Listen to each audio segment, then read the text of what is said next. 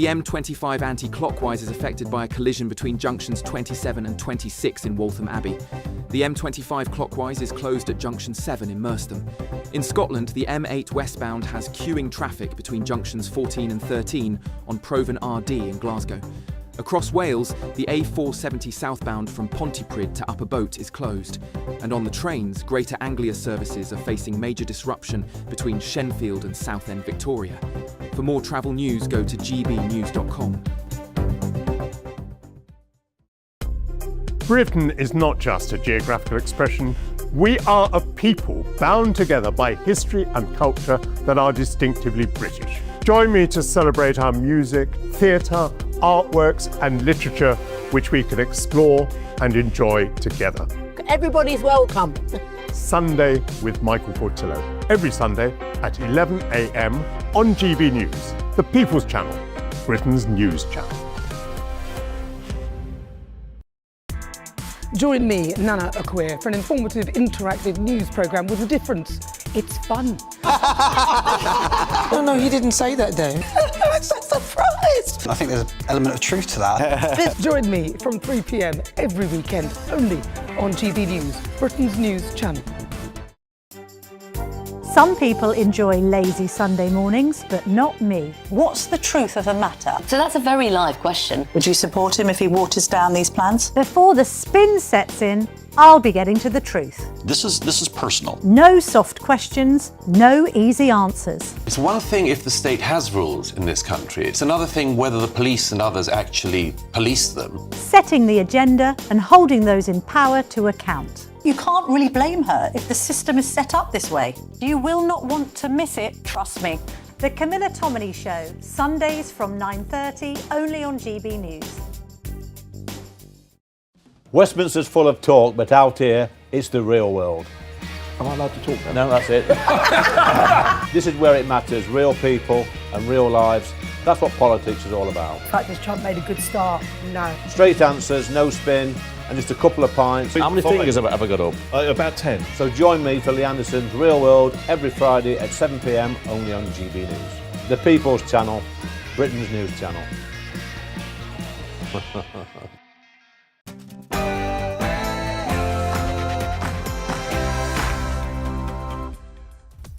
Good morning, it's 9:30 on Tuesday, the 25th of August. We are live across the United Kingdom. This is Britain's Newsroom with Andrew Pearce and Miriam Cates. Well, Ukraine hands Britain battlefield intelligence to help hunt Russian spies and saboteurs on Britain's streets as the Prime Minister stands up to Moscow. Who started the fire? That's the question, isn't it? Ukraine did not do that. Russia began this illegal invasion, and that is absolutely clear, and they could stop it at any given time. Britain will never be a fair weather friend. The Prime Minister's ruled out calling a snap general election, claiming it would be divisive for the country. And former politician Jeffrey Archer wants to increase the deposit needed to stand as an MP from £500 to £2,000. This comes after 34 candidates stood in the Clacton by-election, a record number. Jeffrey Archer will join us soon. And social media giants are being told to remove videos of joyriding stunts after 7 people were killed, including 2 police officers in Teesside. Flares were set off in tribute to 23-year-old Jacob Matusiak, who died in the crash.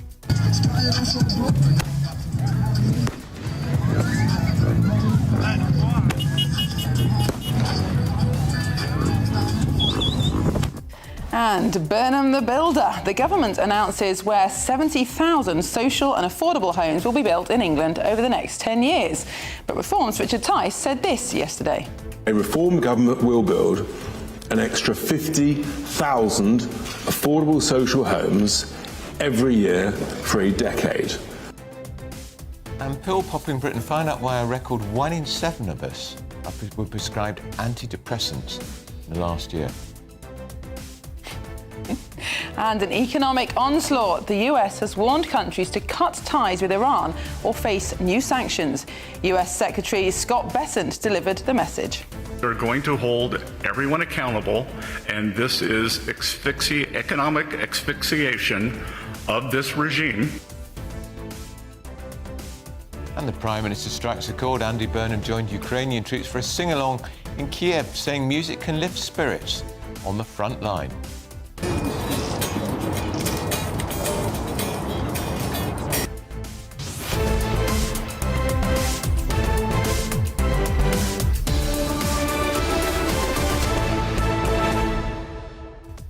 Well, look, I've known Jeffrey Archer for donkey's years, and I think he's onto something here. There were 34 candidates in the Clacton by-election. Nigel Farage will be sworn in as the MP next week when Parliament resumes. 34.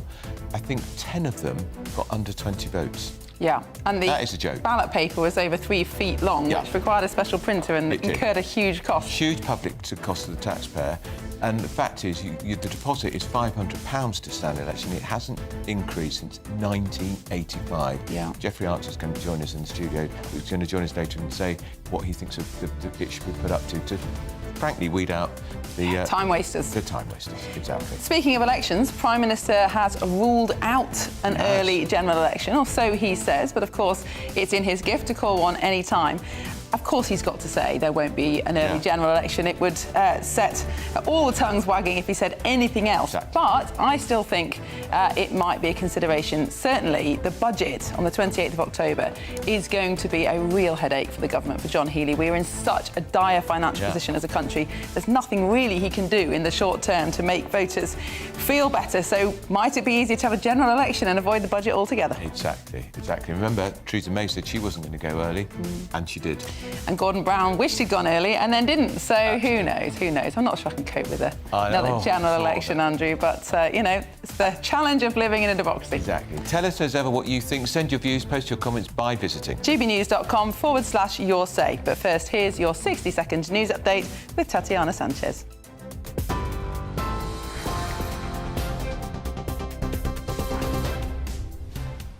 Thank you very much and good morning. The top stories from the GB Newsroom. Ukraine is set to hand over a goldmine of intelligence to protect Britain against Russian aggression. Britain will become the first nation to be granted access to millions of Russian military air defences, tanks and artillery systems used throughout the war. On the home front, Andy Burnham has refused to rule out tax rises in the autumn budget, as he says he does not want to be unrealistic about the state of the economy. The Prime Minister said he would take a careful approach to the economy and defended his previously announced cost of living pledges as funded spending commitments. And the trial of a Libyan man over the Lockerbie bombing has been postponed for a third time after new evidence on the 37-year-old case came to light 3 days ago. Jury selection was due to get underway in Washington tomorrow, but it's understood a new start date has been set for January next year. Lawyers acting for Abu Aguila Mohammed Kir al-Marimi said newly discovered evidence previously unknown to the defence and prosecutors from the US government emerged on Friday. Those are the latest headlines. More in half an hour. Tune in to GB News Radio wherever you are. Online, on DAB digital radio, on TuneIn, on Radio Player, on Nation Player and on your smart speaker. Just say, play GB News.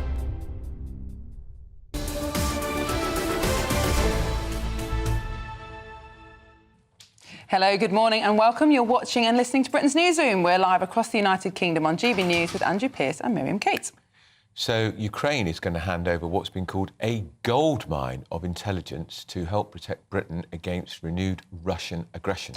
The information will be used to train AI technology to spot Russian spies and saboteurs roaming Britain's streets. Well, the deal has attracted strong criticism from the Kremlin, and there are warnings that defence chiefs could be targeted by assassination bots. There's even talk about a semi-military response from Russia. But the Prime Minister has hit back at Moscow's claims. Who started the fire? That's the question, isn't it?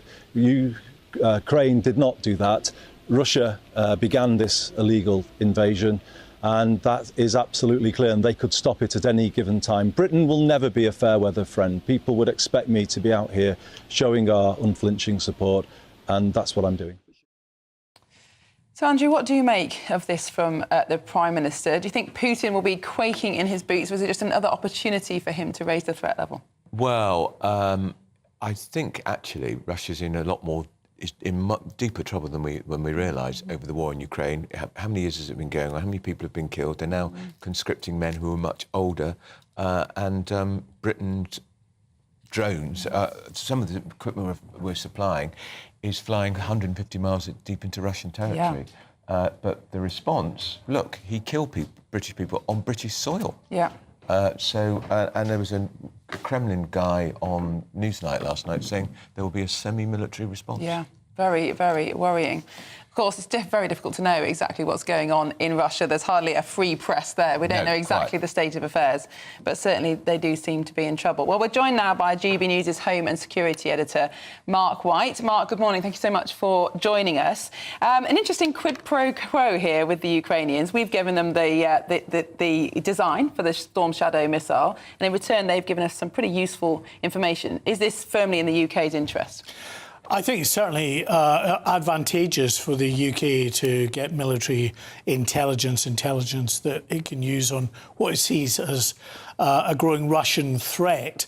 But it's also advantageous to give the Ukrainians the ability to produce their own missiles. At the end of the day, it's going to be cheaper for the UK not having to furnish them with fully fledged Storm Shadow cruise missiles, and the same for the French, to give them their variant of the same type of missile. The Ukrainians will be able eventually, and this is not a process that will be quick. It's going to take some years for them to develop the ability to build these missiles, but once they do, it will be cheaper for them because they can get the component parts and build it themselves, and it won't drain our stocks of Storm Shadow missiles. Lots of our missile and ammunition stocks have been very significantly drained over the years of the Ukrainian-Russian war because we've been putting them understandably over into the hands of the Ukrainians and not replenishing them at the level that we need. So far, anyway, we're trying to up the replenishment of our ammunition and missile stocks, but we've a long way to go. And you mentioned there that Andy Burnham is going over to Washington. He will be as part of that trip that's taking place next month, and he will then be lobbying, we're told, Donald Trump directly on the issue of Patriot missiles. This is something that Ukrainians desperately need. They're very good at shooting down the many hundreds of drones that come into their airspace every evening, but ballistic missiles in particular that go right up into the outer atmosphere, into space, and then come down in the terminal phase of that descent, reach very high speeds. Unless you've got these kind of specialised interceptors, it's enormously difficult to pinpoint and take out these ballistic missiles. And that's why on some evenings, not one single ballistic missile has been taken out from Russia. They're hitting home and causing very significant damage. Do you just briefly, Mark, do you think this Prime Minister's language and rhetoric on Ukraine and Russia is tougher than Starmer's? I think it's pretty much the same. It's the same, standing shoulder to shoulder. We won't, you got to remember when Russia was, warning and threatening over a potential retaliatory response to what Britain is doing now. Andy Burnham is saying, look, you've got to remember who started this, who started the fire in the first place, is what he's saying. I don't think it really differs from Sir Keir Starmer before him, Boris Johnson and others before them. So this is where we are. Britain has been at the vanguard, it has to be said, of supporting Ukraine, and that's created a special place as far as Moscow is concerned for the UK that really feels really quite irritated by what the UK is doing and continually pushing and supporting Ukraine in the way it does. And for those that say, well, look, they have threatened before, but they haven't necessarily followed through. They have followed through. We are in a grey zone war.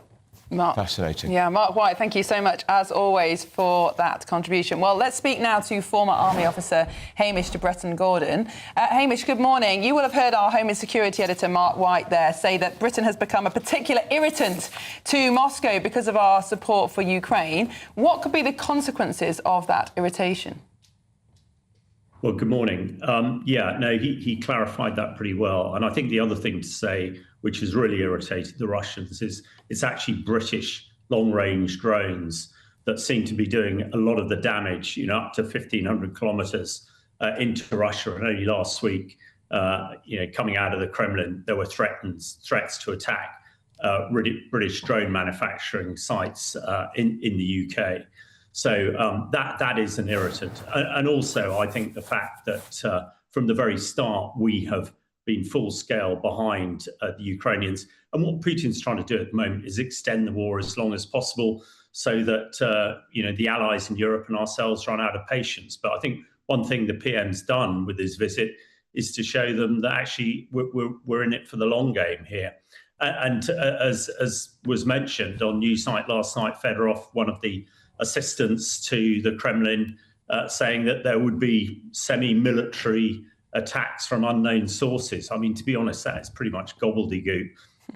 Everybody will remember the last time Russia attacked the UK, actually at Salisbury, where I'm talking to you from, the botched attempt to assassinate Sergei Skripal. Yeah. So I think, everybody's terribly concerned and we're on the balls of our feet in case Russia tries to do something. But actually, its spy agency is not what it was during the Cold War, and withdrawing the ambassador from the UK is, I think, another indication of sort of weakness and desperation. So I know people are concerned, but the final bit, your headline there saying that, we are hunting down Russian spies. I think we do that all the time. And I'm sure our security services, which were voted, the best in Europe only very recently, will be absolutely all over this. And the final bit here on the conscription that you've been talking about, which is likely to happen next month, 300,000. The last time Russia did this sort of thing in the 80s in Afghanistan, it brought the end of the war there as Russian people suddenly realized that this is not the sort of war they want to fight. So we're in a very interesting position. But I think the PM's actually done all right in his trip to Ukraine this time. And we never know what the real view is in Russia, Hamish, because, as Miriam's pointed out, there's no free press in Russia. But the fact that they are now conscripting much older people into the Russian army, we know hundreds of thousands, if not 1 million people have been killed. You do, and there's talk of a famine and wheat prices, and this is all the seeds, I would have said, potentially for a public revolt. I think that's possible, and you only have to read the Russian press. But as you say, the Russian press is pretty much controlled by the Kremlin. There are murmurings there, and there are people who are criticising the Kremlin. I think the other hugely significant thing about this mobilisation is that for the first time, it's the middle classes, it's the wealthy children of parents who live in St. Petersburg and Moscow. They are going to be conscripted. Hitherto, it's been ethnic Russians, it's been the poor, it's been prisoners, and it's been mercenaries, which is why people haven't been too angst by it. But once the rich kids and rich boys from Moscow and St. Petersburg get sent to the front line, it'll bring it very clearly home to roost.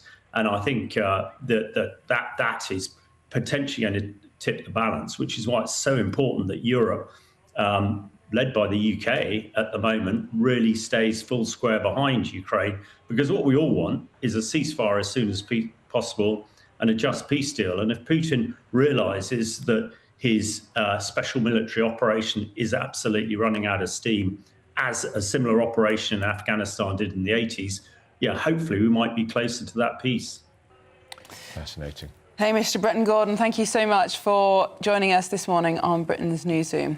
Tom Tugendhat, the Tory MP, wrote a very good piece in the Times last week saying he says all the signs are there now potentially for some form of public uprising in Russia, and it could be food prices and food shortages could be Yes, the trigger. yeah. Often is. Well, it's interesting what Mark White was saying about the prototype, about the designs for the Storm Shadow missile. We're actually years off Ukraine being able to build those, so it's not an immediate help to the war effort. But obviously they're thinking into the future in terms of maybe after a ceasefire having the deterrent to stop Russia from coming back for more. Yeah, absolutely. Now, still ahead, in a GB News exclusive, Labour finally considers backing a bill to ban cousin marriage. About time too.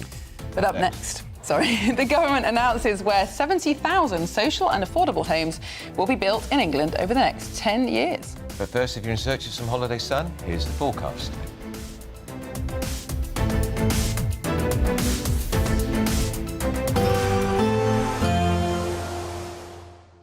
Can't wait to get in that sea. Lovely and warm. Just like the feeling of having great travel insurance. All Clear Travel Insurance sponsors GB News Travel Destinations Forecast.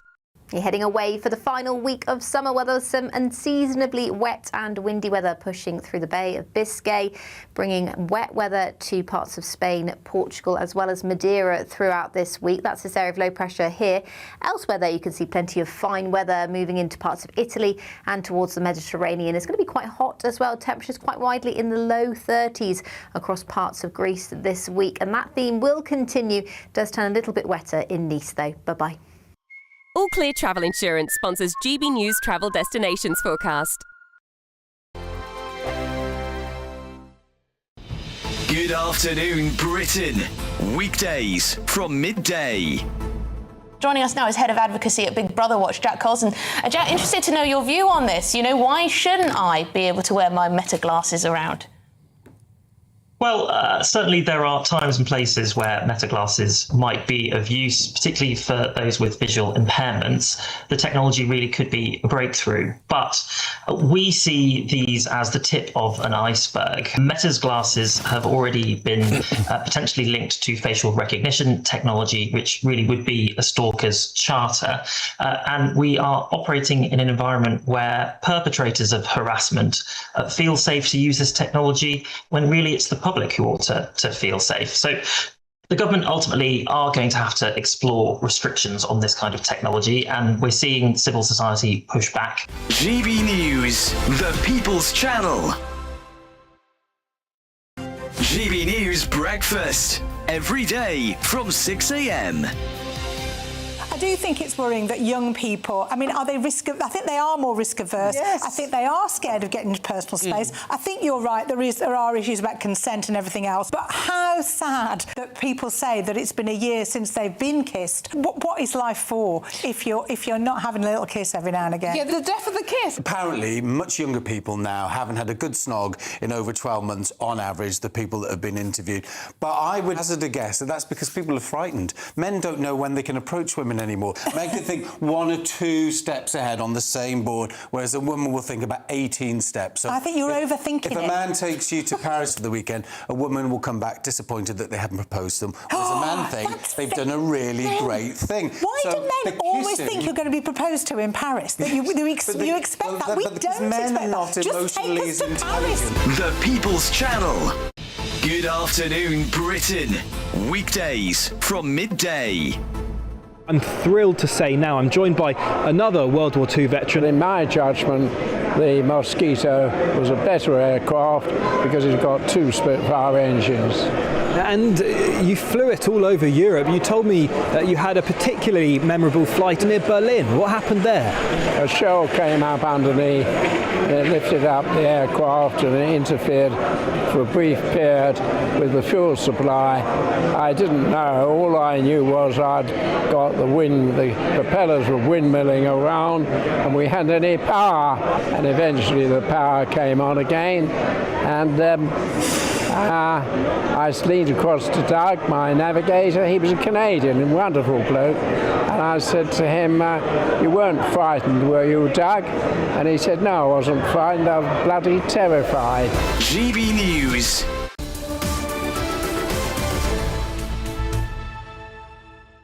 It's 9 minutes to 10. You're watching and listening to Britain's Newsroom on GB News. Labour has announced plans to build 70,000 social and affordable homes in England over the next 10 years. This is part of an initial allocation of almost £10 billion in a bid to address Britain's housing crisis. Whereas yesterday we heard from Reform's Deputy Leader Richard Tice, who set out plans to build 50,000 affordable social homes every year.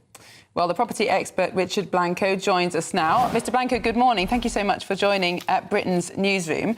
What do you make of Labour's plans? They clearly want to focus on social housing, but it's hardly the biggest social housing programme in history. I think in the first 3 decades after the war, we built 4 million social houses. 70,000 seems rather paltry in comparison, doesn't it? It is, 70,000. It's the first tranche, actually, of 39 billion. So this is 10 billion, first tranche of 39. So they expect to announce more. And if you think we've been building 1,000 to 4,000 council homes in the last few years, then 70,000 is a big step change.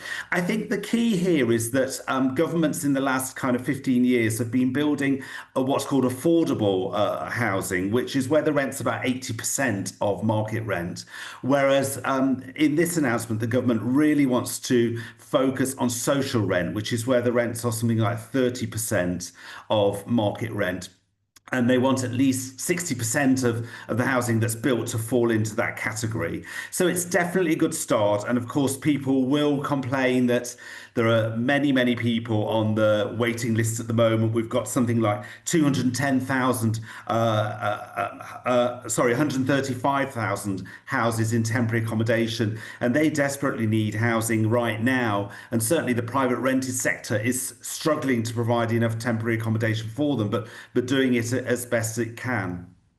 The government did say, of course, Richard, that they would build 1.5 million houses in the 4 or 5 years lifetime of the government. They're going to be nowhere near that figure, are they? You're absolutely right there, Andrew. I mean, we're looking at about 210,000 in the last year where we've got statistics. So we're definitely not going to meet this 1.5 million houses within this parliament. There is a bit of a problem, which is that the housing market is on a bit of a downward cycle at the moment. Material costs have gone up a lot. The private sector is not building as much as the government would like. And I think what the government is hoping is that with this injection of cash into social housing, it will kind of stimulate the market in general. But of course, it's all very well setting these hefty targets if the economic situation is not amenable to that number of houses being built, then there's not a lot that the government can do. But they're sticking to that target. And, there's certainly ambition there. And we absolutely need to build as many more houses as we possibly can to deal with the housing crisis. Social housing in particular, though, we know that there are long waiting lists for social homes. I think 180,000 children in this country are living in temporary accommodation. But actually, if you look at the number of social homes in this country, we are pretty high compared to most European countries, whereas in terms of total homes per capita in this country, we are well down there. Isn't the problem, as you say, just that there aren't enough houses in general, and that actually it's a bit of a red herring to focus on social housing? Well, yes, there aren't enough houses in general, and we haven't been building enough homes really for the last 40 years, I would say. But the issue here is that we do need more affordable homes because we put a lot of pressure on the private rented sector to try and provide temporary accommodation. That's pushed up rents there. And the system functions better where we have more social rent housing, that's 30% of market rent, that can accommodate key workers, people on low incomes, and so on. So what's happened over the last 20 to 30 years is the size of the social housing sector has shrunk down to 17%. We lost 2.1 million council homes between 1979 and 1995 to right to buy. Now, I think it's fine that people had the right to buy, but we should have replaced those council homes at that time. And government policy right up until 2024 has been that council receipts from right to buy have not been used to build more council homes. And finally, we're seeing that turn around. So social housing is a really, really important part of the mix. Richard Blanco, thank you so much for joining us on Britain's Newsroom. And Andrew, these figures are really stark. I mean, the Italians, for example, have nearly 600 properties, 600 homes per 1,000 residents. We have just 450. And it's similar in Portugal and Spain and France. We just don't have enough houses. And they're not building them. And remember, they were going to transform the planning system to make it easier and quicker. None of it's happened. No. None of it's happened, and they've been in power for 2 years. Big Still blockages in the system. Huge blockages. Now, still ahead. Why are we seeing a surge of Brits popping pills as a record 1 in 7 people were prescribed antidepressants last year? This is Britain's Newsroom, Britain's favourite morning show on GB News.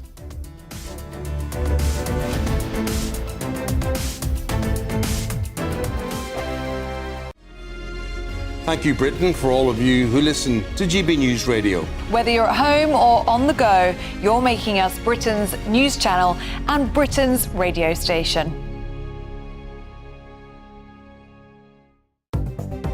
Good morning. This is the latest AI travel news from GBnews.com. The M23 southbound is closed between junctions 8 and 9 in Reigate after a vehicle fire. The M3 westbound is affected by a collision between junctions 2 and 3 in Thorpe. In Scotland, the A720 eastbound is restricted between Gilmerton and Sheriff Hall after a broken down vehicle.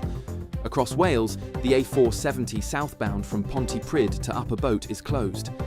And on the trains, Greater Anglia services are facing major disruption between Shenfield and Southend Victoria, while cross-country services are disrupted between Cardiff Central and Newport in South Wales. For more travel news, go to gbnews.com. It's brand new and it's the big one. Courtesy of Marquis Leisure, you could win this brand new 4-berth motorhome. But that's just the beginning, as we'll also give you a whopping £35,000 in tax-free cash to spend, save, or just to use to enjoy adventures in your new motorhome. For a chance to win, text prize to 63225. One entry costs £2.50 plus one standard network rate message. Or text bonus to 63225. 5 entries cost £5 plus one standard network rate message. Go to gbnews.com/win. Entries start at £2.50. Call 0903 686 3232. Calls cost £2.50 plus your network access charge. Or post your name and number to GB23 PO Box 8690 Derby DE1 9TT. UK only. Entrance must be 18 or over. Lines close at 4 p.m. on the 23rd of October. Please check the closing time if listening or watching on demand. Good luck.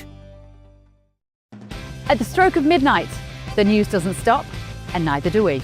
Day in, day out. Forget stuffy late night TV shows. We're giving you a front row ticket to the centre of the political universe. Because breaking news doesn't wait for the morning. And neither do we. Join us for one of the most controversial and volatile times of politics in human history. A very big story. Big story over here. You won't get this anywhere else. The Late Show live at midnight, every night. Only on GB News.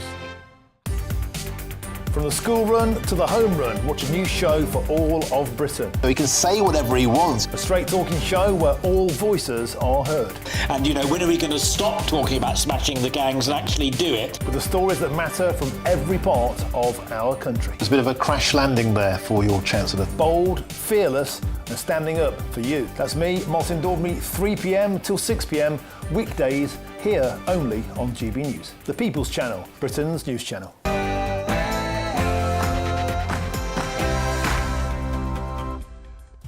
Good morning. It's 10 o'clock on Tuesday, the 25th of August. We're live across the United Kingdom. This is Britain's Newsroom with Andrew Pearce and Miriam Cates. Ukraine's handed Britain battlefield intelligence to help hunt Russian spies and saboteurs on Britain's streets as the Prime Minister stands up to Moscow. Who started the fire? That's the question, isn't it? Ukraine did not do that. Russia began this illegal invasion, and that is absolutely clear, and they could stop it at any given time. Britain will never be a fair weather friend. Well, back at home, the Prime Minister has ruled out calling a snap general election, claiming it would be divisive for the country. Isn't that the point of an election? Yes, Andy Burnham says people are not looking for an election right now, that he wants to get the economy going and bring people together. But might that change next year, given the number of things that he cannot do, given the current Labour manifesto? And we're talking to the best-selling novelist Jeffrey Archer, who is a former deputy chairman of the Tory party, who wants to raise the deposit to stand as an MP from £500 to £2,000 after 34 candidates, an all-time record, stood in the Clapton by-election. He joins us shortly. And social media giants are told to remove videos of joyriding stunts. This is after 7 people were killed, including 2 police officers in Teesside. Flares were set off last night in tribute to 23-year-old Jacob Matusiak, who died in the crash.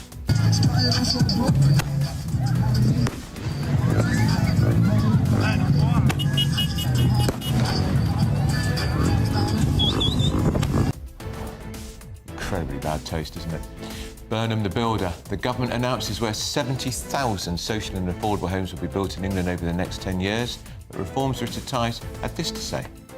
A reform government will build an extra 50,000 affordable social homes every year for a decade. And pill-popping Britain. Find out why a record 1 in 7 people were prescribed antidepressants last year. The Prime Minister has struck a chord. Andy Burnham joined Ukrainian troops for a sing-along in Kiev, saying music can lift spirits on the front line.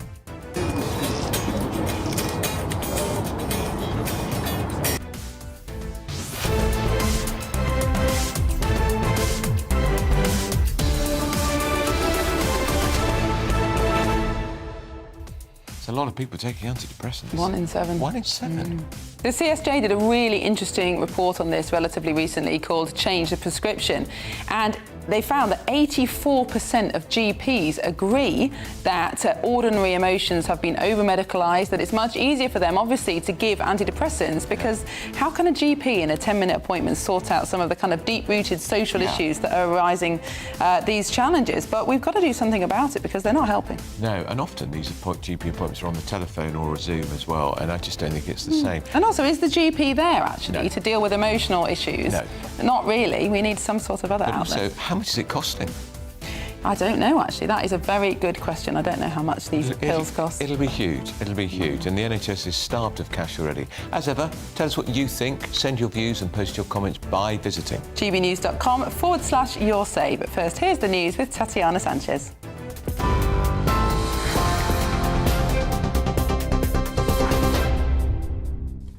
Andrew, Miriam, thank you very much. The top stories this morning. Ukraine is set to hand over a goldmine of intelligence to protect Britain against Russian aggression. Britain will become the first nation to be granted access to millions of Russian military air defences, tanks and artillery systems used throughout the war. The information will be used to train AI technology at UK bases to spot Russian spies. The deal has attracted criticism from the Kremlin, but the Prime Minister has hit back at Moscow's claims. Chairman of the Conservative Party, Kevin Hollenrake, spoke to GB News.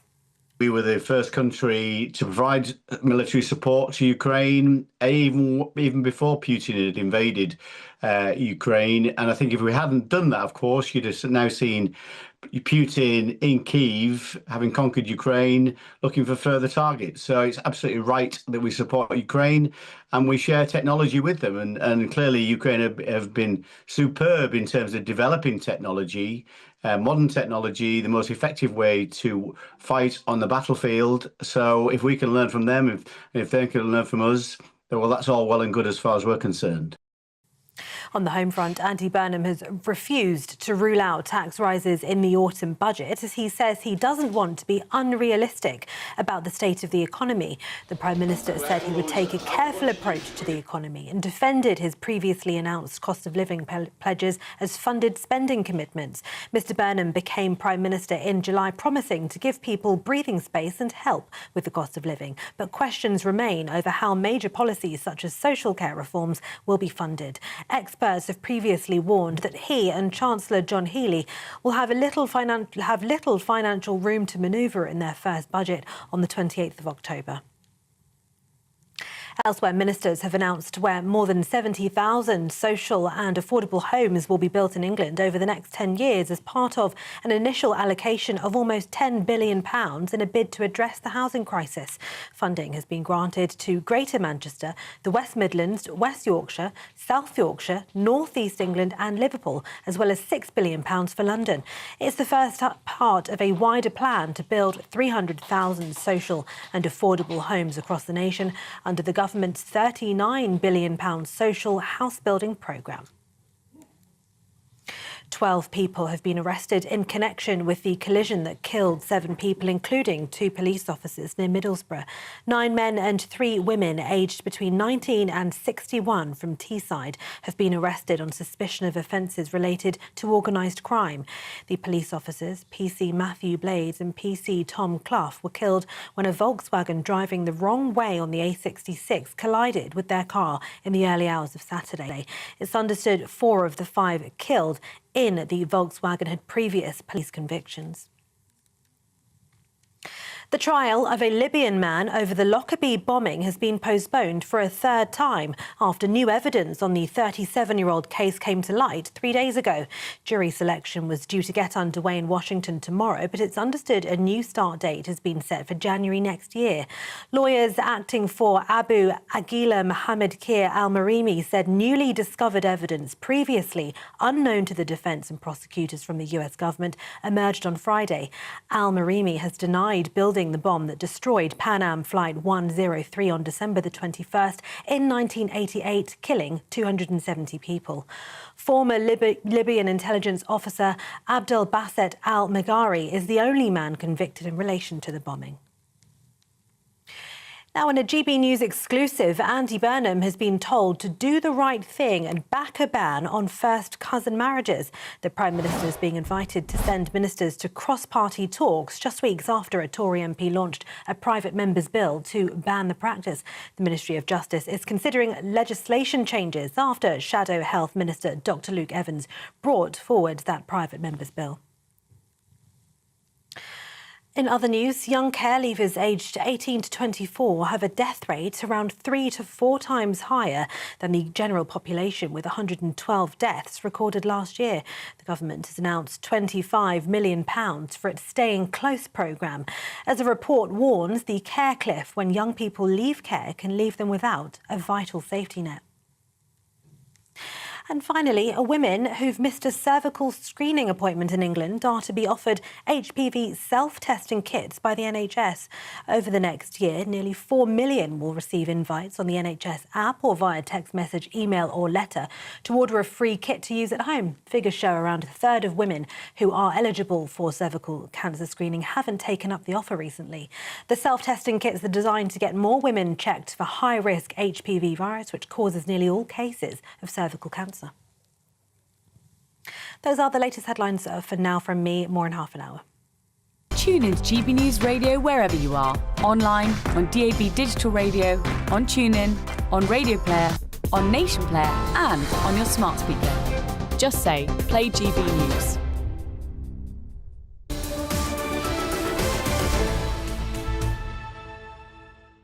Welcome back to Britain's Newsroom. We're live across the United Kingdom on GB News with Andrew Pearce and Miriam Cates. I think we've got some your says. Yes, some really interesting discussion about Ukraine, because obviously since the war started in this country, the majority opinion, I suppose, or at least in the press, has been we must support Ukraine, whatever it takes. That was the stance of Prime Minister Boris Johnson, then Keir Starmer, and everybody else in between, and now Andy Burnham. But our viewers are not quite so uncritical of that stance. Victor Meldrew, probably not his real name, says Labour are leading us into war with Russia and Ukraine is led by corrupt Zelensky.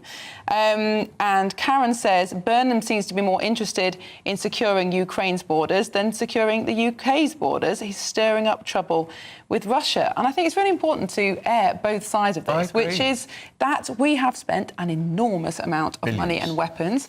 The West probably $400 billion now. And some people say Ukraine is winning the war, potentially, but this could go on for years and years and years. And what will be the end result? A negotiated border. And we saw... and millions of lives lost. The Kremlin junkie supporter on BBC last night talking about a semi-military response from Russia in response to what Burnham announced yesterday. And I think, of course, Russia behaves appallingly in war, as, frankly, they always have done. Yeah. And, of course, it was completely moral and appalling, to invade Ukraine. But if we really were determined to defeat Russia for Ukraine to win, then we should have gone all in. And just this kind of drip feeding of weapons and aid, I'm not sure in the long run is in Europe's interest. And the fact that we're lending them the technology to build their own drones and missiles shows we think it's going to be a very long-term war. Well, and each... Because it will take a long time for that to happen. Each of these Storm Shadow missiles costs £800,000. So every time you blow one up... Imagine how many homes you could build with that. Exactly. So I think it is right for our viewers to ask the question about, is this in Britain's best interest? But it's still very difficult to talk about that point of view, even 4.5 years after the war started. Because there is a cross-party consensus in favour of it. That's right. And across Europe, in fact. Now, the Prime Minister has ruled out a general election after claims it would cause even more division. Well, he said that he hopes to give people hope towards the future and wants people to have more confidence in the economy. Well, GBNews chief political correspondent Catherine Forster joins us now in the studio. Catherine, I have to say, just from a professional point of view, what a relief. I can't stand the thought of another gruelling election. Not another one like that wise woman, Brenda from Bristol. Brenda from Bristol, not another one. Not again, she said, and she was right. But we can't be convinced, can we? Can we take him literally at his word? Because if the polls shift and he's doing pretty well, the burn and bounce gets bigger. Isn't he going to go for it? Because the economy is in a very precarious position and the budget's not going to win Labour any votes. Yes, I mean, I think, and I don't have a crystal ball, I would say he's not going to call an election this year. He has said categorically that he is not. He said an election just brings a load of point scoring, a load of argument, a load of division. I don't think that's what people are looking for right now. He wants to get the economy going, bring people together. That's what he says. And he says he's ruling it out this year. However... There's next year. He's probably never going to be as popular as he is now because traditionally, leaders come in, they have a bit of a bounce, they have a honeymoon period, and then reality kicks in and they only become more and more unpopular. And B, there's going to be lots of very difficult decisions coming down the line. But I think it's all about the polling, isn't it? And at the moment, yes, there's been a bit of a bounce. He's added a few points. There's been a few polls now that have put Labour above Reform for the first time in a year and a half. But if you look at the sort of poll of polls, where we are now, Reform, Labour on 26%, Reform on 24.6%, Tories on about 20, Greens and Labour on about Lib Dems, on about 10 apiece. You would need to be reasonably comfy of getting a majority to be on over 30% consistently for a good period of time. And we know, look what happened with Theresa May, that campaigns can change things dramatically. So until there is a significant and sort of long-term shift in the polling, and I think Labour are above 30%, why on earth would amazing, they isn't it? Just thinking above 30%, you think Blair won elections and Thatcher won elections with over 40%, 42, 43% of the vote. Starmer got a landslide with less than 34%. And I think you're right. They're all going to struggle to get above 30% now. Yeah, so I just can't see it because why would you do that? And also, Labour MPs absolutely do not want a general election because they've got a big majority and they know that best case scenario, for them, Labour would win with a much reduced majority. Still, loads of them are going to be losing their jobs. But I do wonder next year if things might change. You've got a fractured right, you've got Reform, you've got Restore on their right, you've got the Conservatives, and they're all fighting for that right of centre vote. But also, Andy Burnham is going to collide with reality pretty quickly. We're already seeing the beginnings of that. Things like, Thames Water put on ice, sort of taking it into public control. Because it's too expensive. Of things. He's going to be limited by the manifesto that says they won't put up income tax, national insurance and VAT. Those taxes between them raise about 2/3 of all tax take. So he's got black holes for defence investment plan, about 5 billion there. There's all sorts of other things. They say they're going to fund this, that and the other through scrapping digital ID. That was never funded in the first place. There is a shortage of money. He hasn't ruled out tax rises in October. He said he won't be unrealistic about the state of the public finances, but he won't take risks with people, jobs or livelihoods. He's likely to have to put some taxes up. And I don't think whatever he puts up in October is going to cut it. I mean, if you look at defence spending going forward, we've got to get to 3.5% of GDP on defence by 2035. That would be like 3p on everybody's income tax, just for that. So you wonder into next year how long he can do any of the things he says he wants to do while being really confined by the Labour manifesto. And that's why, if they got above 30%, if it was consistent, you can see why he might change his mind. Well, an election is certainly a very, very risky prospect for Labour. But on the other hand, the prospect of staying in power for 3 years with some very disgruntled backbenchers who are categorically unwilling to help solve the true problems, whether that's debt or welfare spending or immigration, that's a pretty unpalatable prospect for Burnham too, coupled with the fact that he's going to have an extremely unpopular budget, whichever which way John Healey chooses to play it.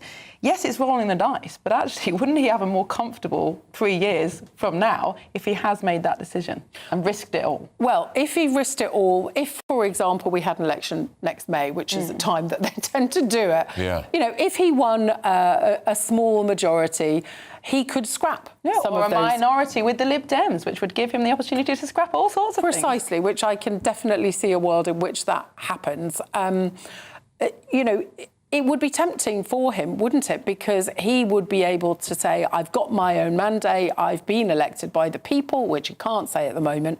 And also he could get rid of some of these tax pledges that make it very difficult to raise money and also mean that you go round putting small taxes and upsetting lots of groups. Look at the farmers as just one example that wasn't going to raise much money and upset one group of people so massively. So I think, well, I don't think it's going to happen this year, but I would think it is possible next year if they can get right up in the polls, though, and maintain it. And I think there is a question over that. Yeah, very much so. Catherine, fascinating. Now, time for our Great British giveaway. It's the biggest of the year so far. You can win a 4-berth motorhome worth £75,000 plus £35,000 tax-free cash to spend how you like. Here's how you do it. It's brand new and it's the big one. Your chance to win £110,000 in prizes. Our biggest giveaway of the year so far. First, we want you to drive away in this. Courtesy of Marquis Leisure, you could win this brand new 4-berth motorhome. The McClue Fusion comes fully loaded with all of the home comforts you'd expect. Built-in modern kitchen, bathroom, fridge freezer, and it's worth £75,000. But that's just the beginning, as we'll also give you a whopping £35,000 in tax-free cash to spend, save, or just to use to enjoy adventures in your new motorhome. This incredible prize package is exclusive to GB News. You won't see it anywhere else, so make sure you don't miss out. For a chance to win a motorhome and cash, text prize to 63225. One entry costs £2.50 plus one standard network rate message. Or text bonus to 63225. 5 entries cost £5 plus one standard network rate message. Go to gbnews.com/win. Entries start at £2.50. Call 0903 686 3232. Calls cost £2.50 plus your network access charge. Or post your name and number to GB23 PO Box 8690 Derby DE1 9TT. UK only. Entrance must be 18 or over. Lines close at 4 p.m. on the 23rd of October. We may call the winner live after all entry routes have closed. Please check the closing time if listening or watching on demand. Good luck. Well, coming up next, how do you feel about the Prime Minister joining Ukrainian troops for a sing-along in Kyiv?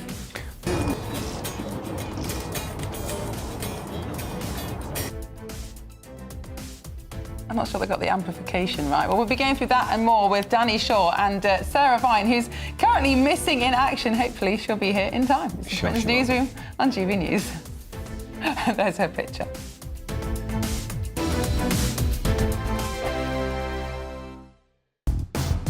Do you trust what you're being told? Good, because neither do I. Those are just facts. I'm Alex Armstrong, and on my show, we'll expose the spin. Well, I want to answer that because you didn't let me last time, because you always speak over me. The broken promises. To deny that is denying the truth. And the hypocrisy. Needs to stop. You think we can allow? Politics, policy, parliament. Nothing is off limits. No sugarcoating, no fear of offence, just the truth laid bare. Tune in every Saturday and Sunday at 9 p.m. for Alex Armstrong Tonight, only on GB News, Britain's news channel. Britain is not just a geographical expression. We are a people bound together by history and culture that are distinctively British. Join me to celebrate our music, theatre, artworks and literature, which we can explore and enjoy together. Everybody's welcome. Sunday with Michael Portillo. Every Sunday at 11 a.m. on GB News, the People's Channel, Britain's news channel. 5 hosts, 5 opinions, 5 fearless debates, 5 unfiltered takes on the day's news. 5 reasons not to be anywhere else on Saturday night. This is the Saturday 5. You got me good there. Britain's biggest Saturday night TV show. It's not a bad brand. Yeah. Uncensored. Very, very racy tonight. On the unpredictable. What did she say? Can you translate it for us? And always entertaining. And how can a country go from being led by William Wallace Saturday nights from 6 p.m. only on GB News, the People's Channel. Britain's news channel. You're going to want to stay tuned, trust me. Join me, Nana Akwe, for an informative, interactive news programme with a difference. It's fun. No, he didn't say that, Dave. I'm so surprised. I think there's an element of truth to that. Join me from 3 p.m. every weekend, only on GB News, Britain's news channel. At GB News, we love to hear from you, our loyal community. So drop us a line at gbnews.com/your say. There, you can talk to each other and also to the presenters live on air. gbnews.com/your say, because GB News is your channel, Britain's news channel. You want to know what's really going on in the corridors of power? Labour don't know what to do with you half the time, and that makes you quite lethal in the chamber. Get behind the headlines with Chopper's Political Podcast. Join me, Christopher Hope, as I sit down with the great and the good of British politics. We'll see where this ruling takes us. These are the stories shaping our nation. Chopper's Political Podcast, available now on all platforms. Listen in and stay ahead.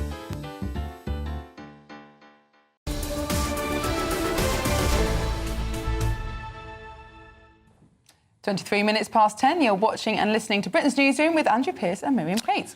Well, we're joined in the studio by the crime and policing commentator Danny Shaw. Sarah Vine is on her way, but I think she's been held up. I have to tell you, it is a nightmare out there yes, today. You said that. Tube problems. Completely screwed up. But Danny, Labour, we think, are finally going to do something to ban cousin marriage. I know that this has been supported in the Commons by one of the independent Muslim MPs who says it's an entirely OK thing to do. This is because a Tory MP, Dr Luke Evans, was bringing forward his own private member's bill. Can you explain what cousin marriage is and why it's such a bad thing? Well, it's legal in the UK for people to marry their first cousin or indeed other cousins. But it is a practice that's banned in other countries. I think it's banned in Norway. I think Sweden is introducing a ban this year. It's banned in certain American states. The argument that's being put forward is that the genetic risks are too great if you marry a first cousin, because the chances of certain illnesses and defects is multiplied. In the child? Yeah, in the child. So that's a health argument. On the other hand, it is said that, we should be free, in principle, to marry who we want. And there are certain communities and Pakistani communities, for example, where it is very common for cousins to marry each other. And if you ban that practice, in essence, what you're doing is targeting specific communities where that has been a tradition for many, many years. So it's a difficult balancing act, I would say. But I suppose the practice is not cost-free either, obviously, for the children themselves who are born with sometimes quite severe deformities, but also for the public as a whole, because these children rely on the NHS, rely on social care for their entire lives often, and which is hugely expensive. We, the British taxpayers, are expected to pay for that. Therefore, you could argue that it's perfectly justified to change the law to limit those costs in future. Yeah, I mean, I think, look, there's a very sound health argument to make for this. I think the question is a ban the best way of sort of stopping this practice? Is the danger that if you ban something, what you will get is some people trying to find a way around it or pretending that this person is not their first cousin and so on. You'd have to do DNA tests. It's very, very easy to establish by a DNA test the degree of relation. Do you think there's also an abuse argument for this, though? Because when you get communities where everybody is related to everybody else, it's very, very difficult for abuse to be reported because you are informing on your own family members. And we know that in all communities, people are reluctant to inform on their own family members. If everybody you know is your family member, it makes it very, very difficult to tackle abuse. Yeah, I think that's a strong argument as well. But, you know, I think there is a danger of some kind of outright ban in sort of driving the practice underground, whereas you might want to consider education programmes, genetic testing and so on as an alternative, and perhaps a ban, you know, over the longer term. Those, I think, to me, is where the kind of central argument sits. There's also kind of a freedom argument as well. Well, you can't marry your parents' children or siblings, but this could be quite tricky for Labour because a lot of these cousin marriages are in the Muslim community and they're already hemorrhaging votes. In the Muslim community. It used to be 70-80% Muslims voted Labour. That's breaking down now.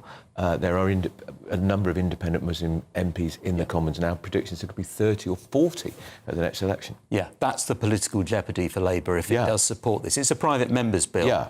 So there's no guarantee that there's talk that the government is going to back it. But if they back it, that's the political jeopardy for them, absolutely. And that's why I think Keir Starmer was against it previously. God, what an disgrace, isn't it, for political reasons. Sarah Vine has joined us. Hello. An absolute joy to see the Daily Mail's award-winning columnist. How are you, Sarah? I'm very well. How are you? We were just talking about cousin marriages. It could be banned. I mean, I think that's a good thing, isn't it? Yeah. It causes all sorts of terrible problems and disabilities, and it's quite often tied up with forced marriage as well and underage marriage. So I don't think it's a bad thing, to be honest. It could be useful in helping to limit immigration as well. So, for example, if you could forbid people from bringing over a spouse who is their first cousin, then that would obviously help with various targets on the immigration. But also a lot of young girls get sent back to their parents' countries and married off there and then brought back with, and that's not a good thing. We don't want that. I mean, you know, they're taken out of school and their lives are sort of basically determined for them. That's not really the society we live in. I don't think that's what Britain is. So, you know, I mean, I understand that it's a cultural thing, but so is FGM, you know, female genital mutilation, but we don't think that's a good idea. So there are some things. I mean, I think Kemi Badenoch has been very good on this. You know, she said, you know, there are some things that certain cultures do that are just not really aligned with our values in this country. And you know, whether obviously you want to be respectful, but morally, you just have to take a view. And I think that you know, cousin marriage is one of those things. Yeah. Now you're very exercised by Mr. Burnham playing his guitar. Oh my gosh, I thought it was AI. I was vaguely hoping it was AI. I mean, what is he? Why does he have to play his guitar when he's gone to visit Ukraine? I mean, it's like he's like that embarrassing boy at university. You know, you go back to his room after drinks, thinking you might actually have a nice time, and instead of which he plays a guitar to you. But do you think that? I mean, I very much doubt he took his own guitar with him. Do you not think he was probably presented with it by one of his hosts who said, "Prime Minister, we know you play the guitar." I'm sure they cleared it. Would be very rude for him to say, "Oh no, but they would have someone serious visit." They would have cleared it with his people first. They would have said, you know, if we gave Mr. Burnham a guitar, they could have said no. But if he was doing a Smith song, why didn't he do This Charming Man? Which Smith song did he do? He did. Which one did he do? He should have done, I think, well, perhaps what Keir Starmer would have done. He would have done Heaven Knows I'm Miserable Now. Very But good. the thing is, politicians and, playing music, dancing, they're just not good things. Because when you're a politician, you're supposed to be serious. Do you remember Theresa May trying to dance to Dancing Queen on stage? Yes. It was cringe-making. It's just not a good idea. And they had a sort of rave song at the last reform thing, didn't they, where they had someone coming on and singing some terrible song. It's just not a good idea. I know they do it to try and make them look more normal and more human, but it's just always dad dancing, isn't it? Whatever What did you do. think, Daddy? I thought it was OK, to be honest. I mean, you're playing. He wasn't singing. No. So that's the danger. He avoided that. But Blair played the guitar, didn't he, as well? He did. He was in a band. He was in a band called the Ugly Rumours when he was at university. But I didn't know Andy Burnham played the guitar. How did they know in Ukraine that he played the guitar? Well, he does DJing, doesn't he? Yes, he does. So he likes to do a bit of DJing. Do you think he's still going to do that now? I don't know. Maybe he'll do a set at the Labour Party conference. When he got off the train, arrived yesterday, he was wearing a short-sleeve T-shirt. I must say, my jaw dropped. With a little zip. Yeah. A little zip. Yes, I have to say the short sleeves was for me. Wasn't it very hot? But everybody else was suited and booted. Zip-up T-shirt. We should be talking about what he said rather than what he wore. Cool. Wear something sensible. If this was a female politician and we were talking about her dress, what she's wearing, there would be, but if you wear something inappropriate, then people talk about the inappropriate thing that you're wearing. Instead, if you just worn a suit and tie. He's wearing. Lots more on Britain's breaking dress sense stories coming up in an hour. But before we go... we are going to tell you about the migrant camp in Essex, which has a gym, football pitch, TVs, free mobile phones and a snack bar. Sarah Vine, I know, will be very excited about that. Should move the studio there by the sound of it. Yes. Well, on that first cousin marriage story, a Ministry of Justice spokesperson told GB News, we recognise the serious concerns that have been raised around this issue. As any responsible government would do, we must look at whether legislation is the best solution to tackle this. Fascinating, isn't it? Now, here's your 60-second news update now with Tatiana Sanchez.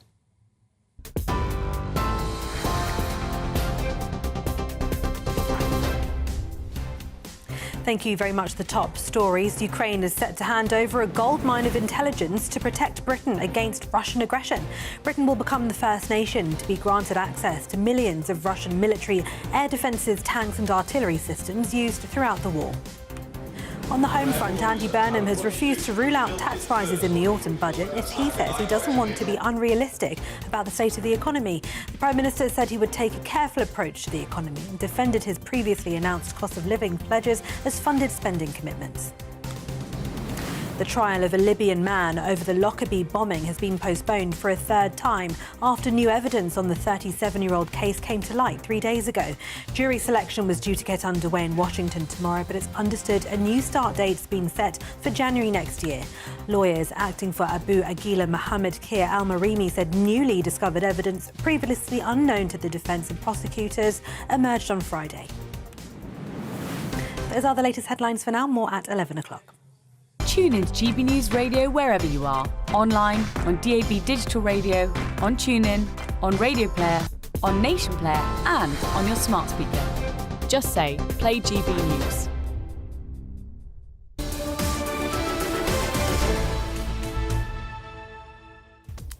Coming up next, is Britain facing a depression epidemic? A record 1 in 7 people were prescribed antidepressants last year. Fascinating. Wonder why so many. And how much is it costing the taxpayer, for heaven's sake? This is Britain's Newsroom on GB News.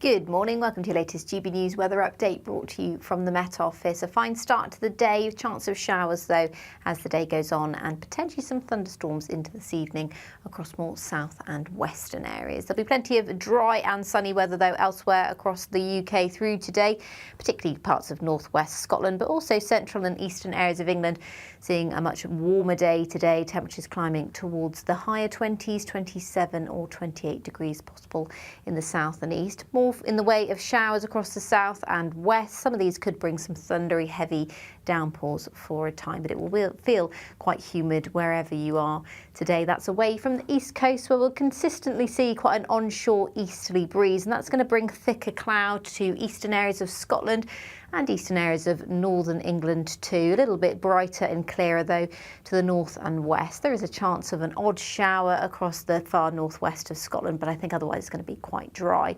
Some of this rain will start to push up further north into parts of Northern Ireland and West Wales throughout Tuesday. There is some uncertainty in the exact details of this, but I think anywhere in the south and west could see some rain, potentially a thunderstorm through Tuesday evening and the early hours of Wednesday, potentially pushing into parts of southeastern England throughout the early hours of Wednesday. Again, though, I'd stay tuned to the forecast for the details on that. For many areas, though, it's going to be a warm and humid night, quite a lot of cloud around, and that easterly wind continuing across the east coast of the north and east.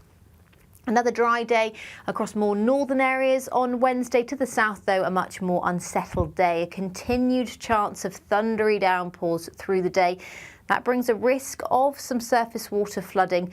Away from the showers, it will feel quite hot and humid, though, temperatures climbing towards 27 or 28 degrees once again on Wednesday. Have a good day. Bye-bye. Thank you, Britain, for the thousands of you who are becoming friends of GB News each and every week.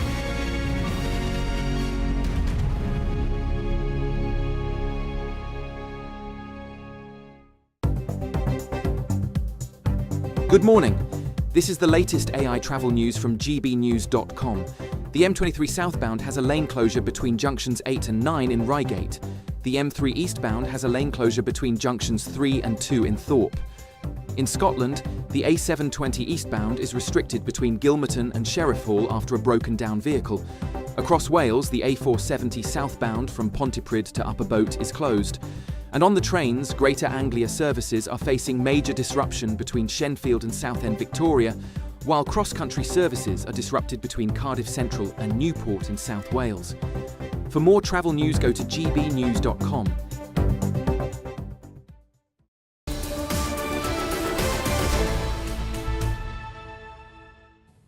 It is 23 minutes to 11. You're watching and listening to Britain's Newsroom. Lots of people getting in touch on gbnews.com/your say. People tend to agree, I think, that cousin marriage should be banned. Though pointing out that actually it doesn't stop you having a child with a first cousin, just banning the first marriage. But I think what Danny Shaw was saying is right. It is there to target particular communities. Yeah. I think the time's come to do it, personally. Yeah, but how interesting that he thinks the reason Keir Starmer backed off of it was because he thought it would cost him votes in the Muslim community. I think that's undoubted, but whether or not they'll go for it anyway.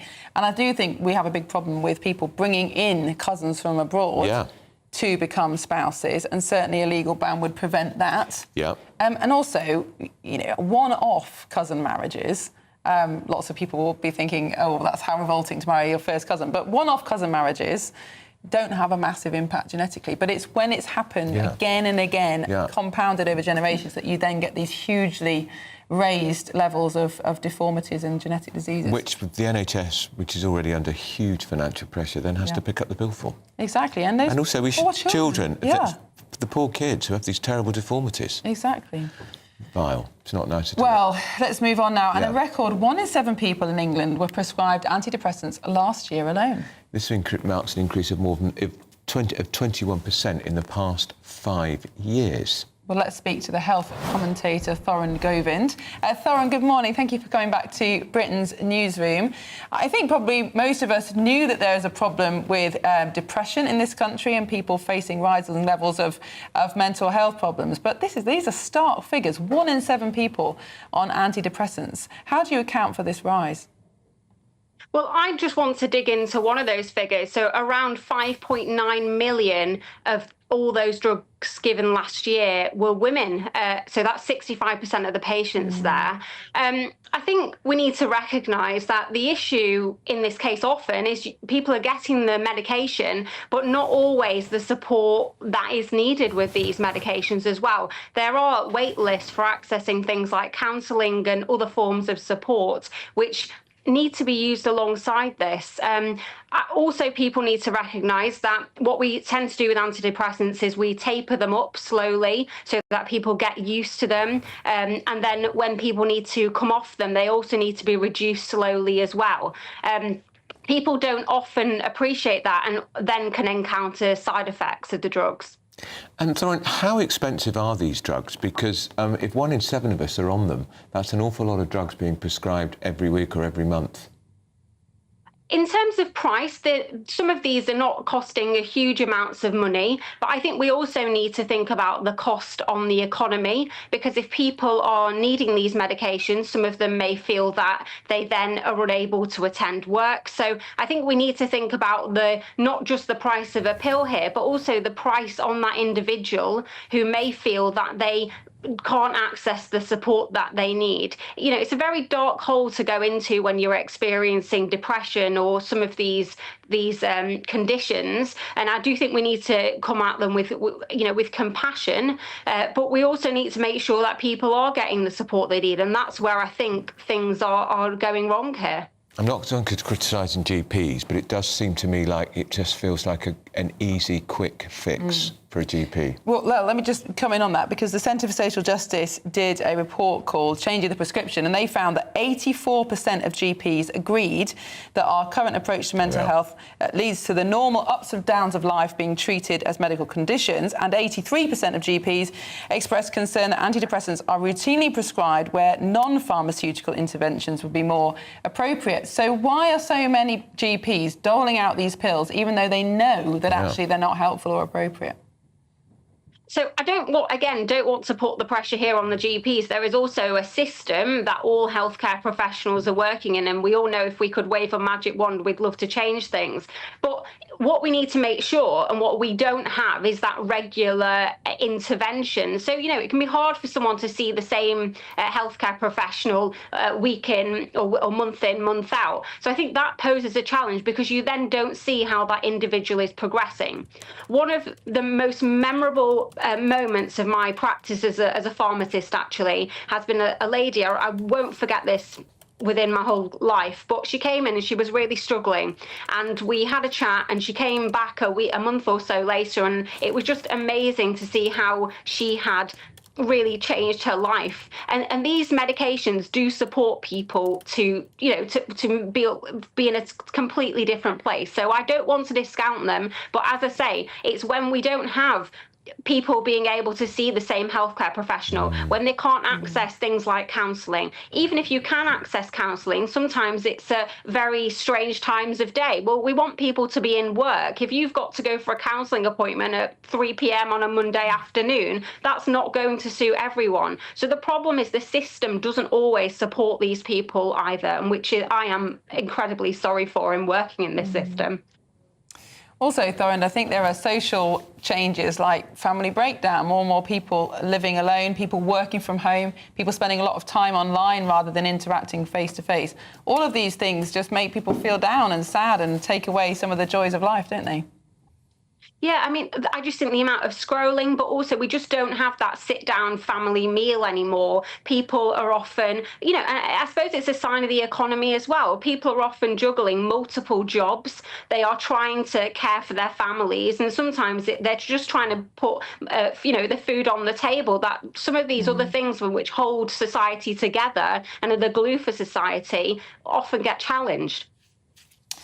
Well, Thorin Govind, thank you so much for joining us this morning. It's a huge problem. Yeah. And people might be prescribed them, antidepressants, for a short-term kick to help them get back on their feet, but they tend to then stay on them for sometimes for years. That's the problem. First of all, they lose their effectiveness, but then also people become addicted. And it's usually expensive, as you say. I've never had an antidepressant, have you? No, I haven't, but apparently they do take some time to work, don't they? But then you have to be careful about how you come off them. But the root cause of so much of this are social issues that are much better sorted out. Yeah, by a conversation. Conversations, exercise, getting a job, better family relationships, those kind of things. Now up next, countdown to the Sussexes. Prince Harry is stepping down from the board of a wildlife charity in Africa as he plans his return to Britain in the next couple of days. We can't wait. Indeed.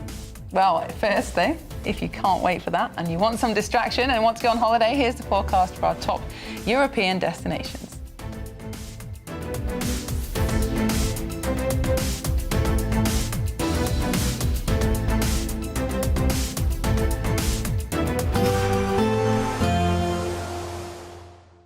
I forecast a perfect holiday in the sun. Weather looking good then? For sure, and no worries about our travel insurance. All Clear Travel Insurance sponsors GB News Travel Destinations forecast.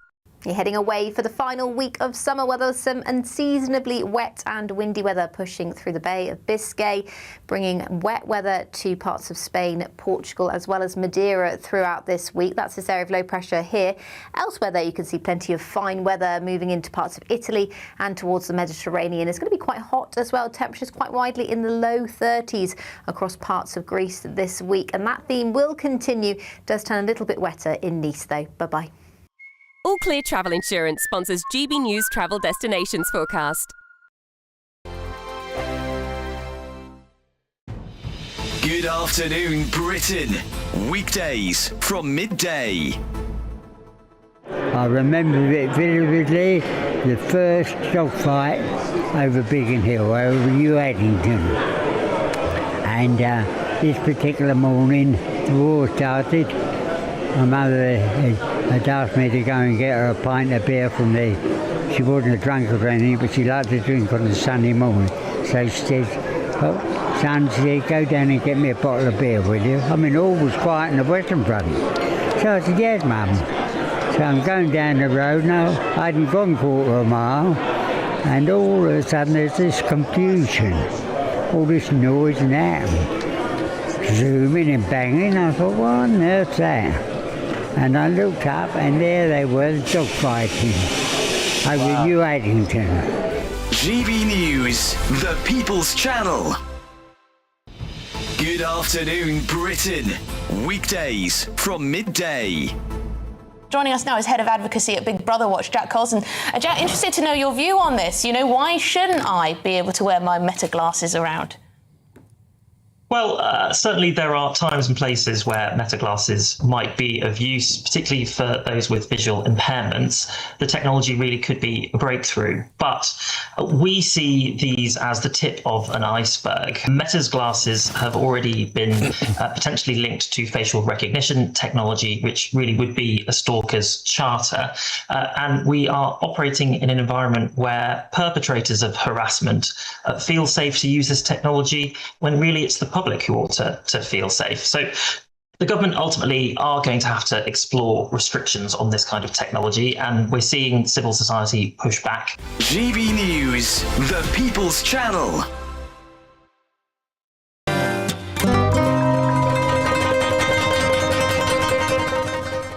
I have a real treat for you, because I have found women.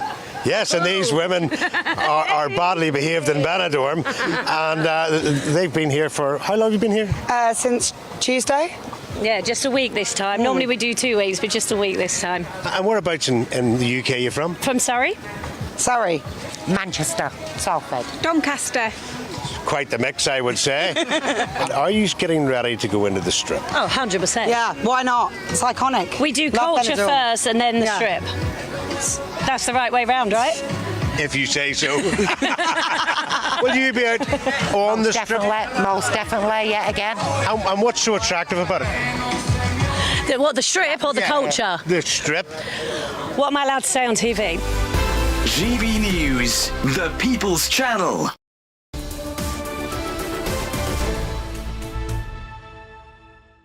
Welcome back. It's 11 minutes to 11, and you're watching Britain's Newsroom on GB News. So Prince Harry is going to leave his last formal role with an African charity as part of a governance refresh, as we all await, with bated breath, his return to the United Kingdom with his wife and kids. Well, joining us now is GB News' royal correspondent. Cameron, you're having a very busy week. Yes. Governance refresh, that sounds like management jargon to me. I would suggest it is a lot of management jargon. This is the charity, Africa Parks, which had some very serious allegations against its rangers, including rape and beating and torture of indigenous people in the Congo-Brazzaville area. The independent investigation following these allegations found that human rights abuses had in fact taken place. Now, the charity has said that they have strengthened their safeguarding procedures. That happened last year. Nonetheless, this, of course, is happening in the context of Harry stepping down. Now, Harry was president of this charity for 6 years. He helped move some elephants to Malawi, I think, in 2016. In 2023, he was appointed to the board of trustees as a trustee. In fairness, you tend to only be a trustee of this charity for 3 years, but you can be reappointed and serve up to 9. But Harry has, it appears, chosen to stand down in the face of all of this controversy. A spokesperson for Harry says that he remains a strong supporter of African parks and is proud of his decade-long involvement. But, of course, it's not a great look, is it, being associated with the charity which has lots of human rights abuses. And he's back, we think, back this week? We think either this week or very early next week. And the reason being is because the 2 children are going back to school. We think a private day school. And we still don't know where they're going to live or which school the kids will be at. No, Harry and Meghan obviously lived in the Cotswolds following their wedding. They had a weekend retreat in the Cotswolds, so perhaps there. Also, Northamptonshire is being talked about, which is, of course, where Earl Spencer's All-Trap estate is, where Princess Diana is also buried on the island in the middle of the lake. And still total silence from Prince William and Princess Catherine. Not a word. Not a murmur. No, not at all. And I suspect that's how it's going to continue, because that is what has happened for the last few years, particularly following Spare. Quite not very nice allegations against Prince William. He maintained a dignified silence, and you know what? The public are on side with Prince William because he remains very much on top in terms of royal family popularity. I think realistically what needs to happen now is the holiday needs to end, and Prince William, the Princess of Wales, the King and Queen need to actually start doing some more royal engagements again, and then perhaps the spotlight will go back onto the real work of the royal family rather than this media circus that's been created with Harry and Meghan. Interesting time for the 2 Sussex children, Archie and Lilibet.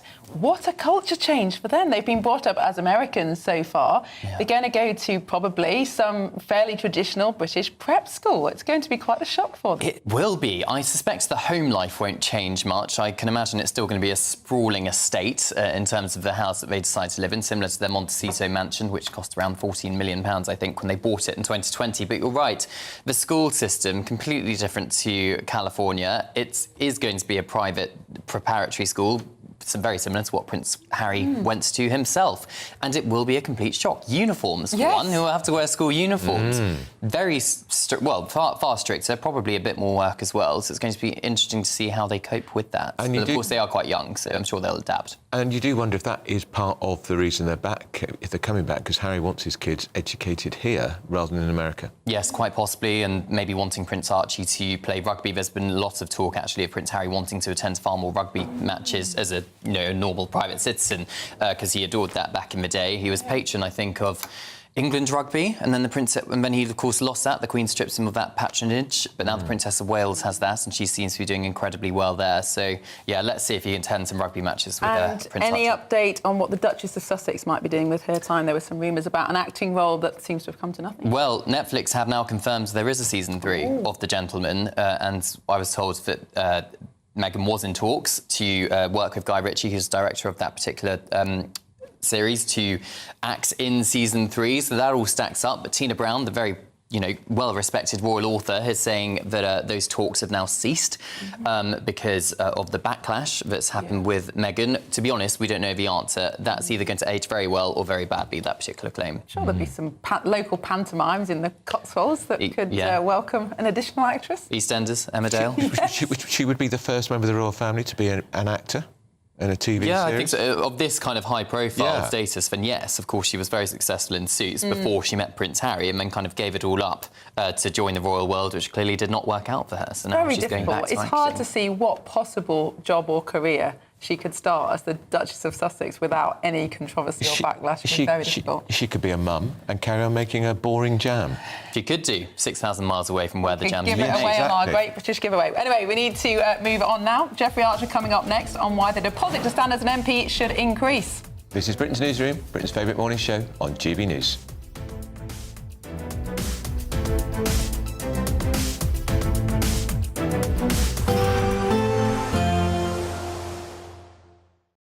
Today, clouds overhead, total zen within. Boxed Solar sponsors the weather on GB News.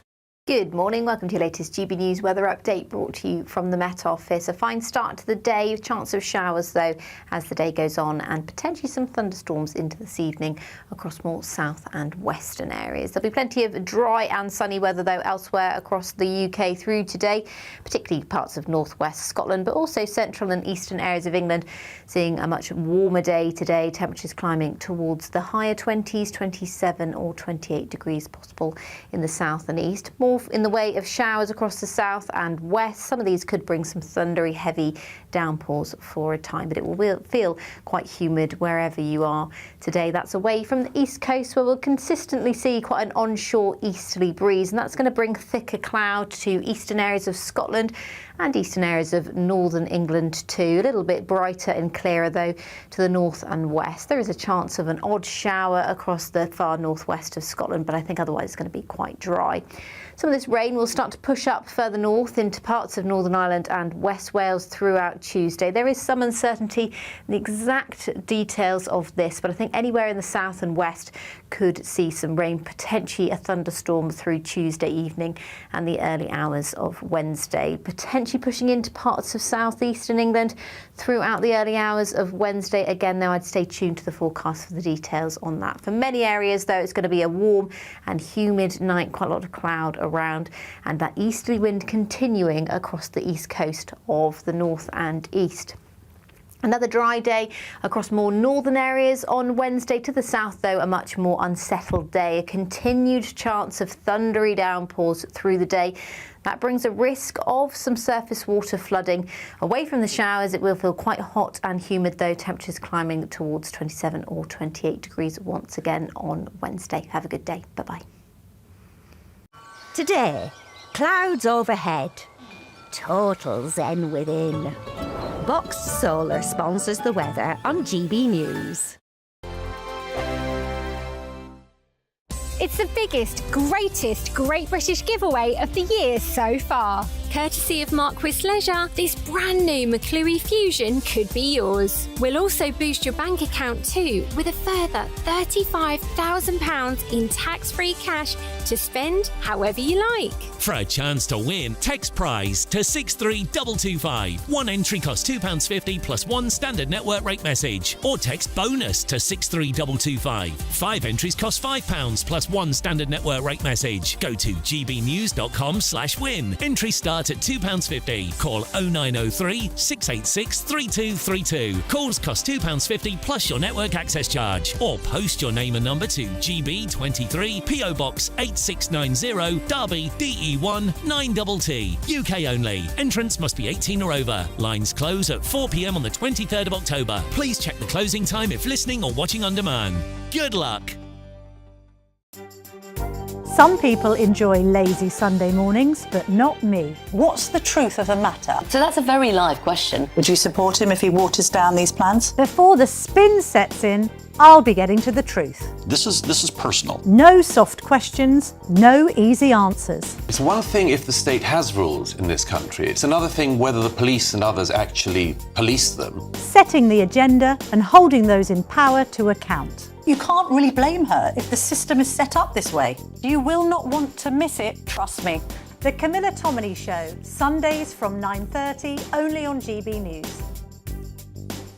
Bold. They are under no illusion. Ray. Are you a human trafficker? Boundless. I've had enough of the nonsense, and I'm not afraid to say it. Don't get this on the BBC. Every weeknight, I tear through the headlines. The smell of gasoline. Should we be worried about it? From Westminster madness to cultural war chaos. I'm going to do now, they are throwing things out the cars. Get ready, Britain. Here we go. Patrick Christie's tonight, weeknights from 9 p.m. only on GB News, Britain's news channel.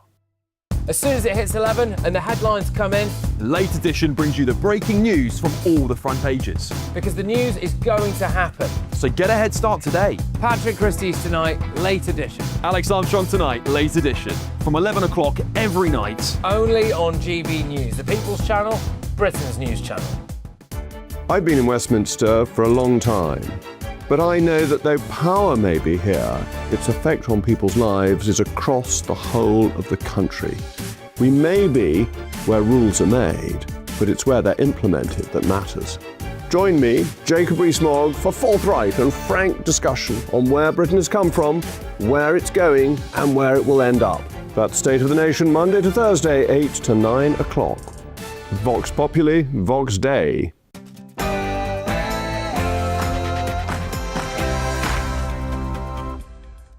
It's 11 o'clock on Tuesday, the 25th of August. We are live across the United Kingdom, Britain's newsroom with Andrew Pearce and Miriam Cates. Well, breaking news this morning. Warwickshire police say a man has died and a woman has been critically injured after a crash following a police pursuit near Stratford yesterday evening. And Ukraine hands Britain battlefield intelligence to help hunt Russian spies and saboteurs on Britain's streets. So the Prime Minister talks tough with Moscow. Who started the fire? That's the question, isn't it? Ukraine did not do that. Russia began this illegal invasion, and that is absolutely clear, and they could stop it at any given time. Britain will never be a fair weather friend. And the Prime Minister has ruled out calling a snap general election, claiming it would be divisive for the country. Best-selling author Jeffrey Archer, who's a former Deputy Chairman of the Tory party, wants to increase the deposit to stand as an MP from £500 to £2,000 after a record 34 candidates stood in the Clacton by-election. He joins us shortly. And social media giants are told to remove videos of joyriding stunts after 7 people were killed, including 2 police officers in Teesside. Flares were set off yesterday night in tribute to 23-year-old Jacob Matusiak, who died in the crash.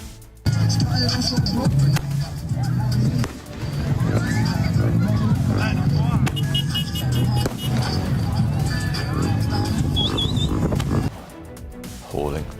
Burnham the builder. The government announces where 70,000 social and affordable homes will be built in England over the next 10 years. Reform's Richard Tice had this to say. A Reform government will build an extra 50,000 affordable social homes every year for a decade. And an economic onslaught. The US has warned countries to cut ties with Iran or face new sanctions. US Treasury Secretary Scott Bessent delivered the message. They're going to hold everyone accountable, and this is economic asphyxiation of this regime.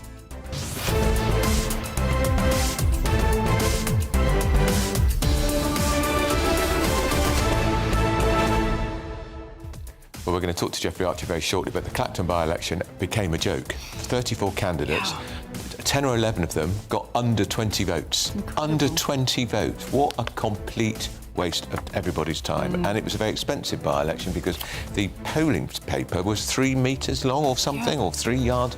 It was hugely expensive, and I think it's crazy. And it meant that even though there were only 2 candidates who got any number of votes, Nigel Farage and Count Binface, the count took all night. It did. Because of having to separate the ballot papers, which were 3 feet long, into 34 different piles. It was just complete. And of course, that all has to come out of the public purse too, because people have to be paid to do the counting. Absolutely. It is crazy. So we'll be talking to Jeffrey Archer about that, and I suspect we'll ask him a bit about his new novel that's coming out that is poised to become a big bestseller. Oh, sounds good. Yeah. As ever, tell us what you think. Send your views, post your comments by visiting gbnews.com/your say. But first, here's the news with Tatiana Sanchez.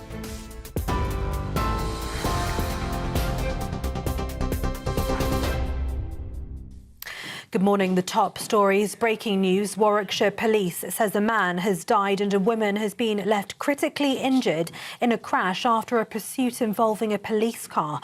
The force said officers attempted to stop a black Audi near Stratford around 5:23 p.m. yesterday. The driver, who sadly died at the scene, is understood to have collided with another car, a white Ford Puma, around 5:44 p.m. The driver of the Ford was taken to hospital, where she remains in critical condition. More on this breaking news story as we get it.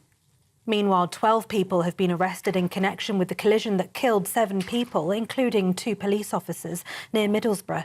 9 men and 3 women aged between 19 and 61 from Teesside have been arrested on suspicion of offences related to organised crime. The police officers, PC Matthew Blades and PC Tom Clough, were killed when a Volkswagen driving the wrong way on the A66 collided with their car on Saturday morning. It's understood 4 of the 5 killed in the Volkswagen had previous police convictions. In other news, Ukraine is set to hand over a goldmine of intelligence to protect Britain against Russian aggression. Britain will become the first nation to be granted access to millions of Russian military air defences, tanks and artillery systems used throughout the war. The information will be used to train AI technology at UK bases to spot Russian spies. The deal has attracted criticism from the Kremlin, but the Prime Minister's hit back at Moscow's claims. Chairman of the Conservative Party, Kevin Hollinrake, spoke to GB News. We were the first country to provide military support to Ukraine, even before Putin had invaded Ukraine. And I think if we hadn't done that, of course, you'd have now seen Putin in Kyiv, having conquered Ukraine, looking for further targets. So it's absolutely right that we support Ukraine and we share technology with them. And clearly Ukraine have been superb in terms of developing technology, modern technology, the most effective way to fight on the battlefield. So if we can learn from them, if they can learn from us, well, that's all well and good as far as we're concerned. On the home front, Andy Burnham has refused to rule out tax rises in the autumn budget. He says he doesn't want to be unrealistic about the state of the economy.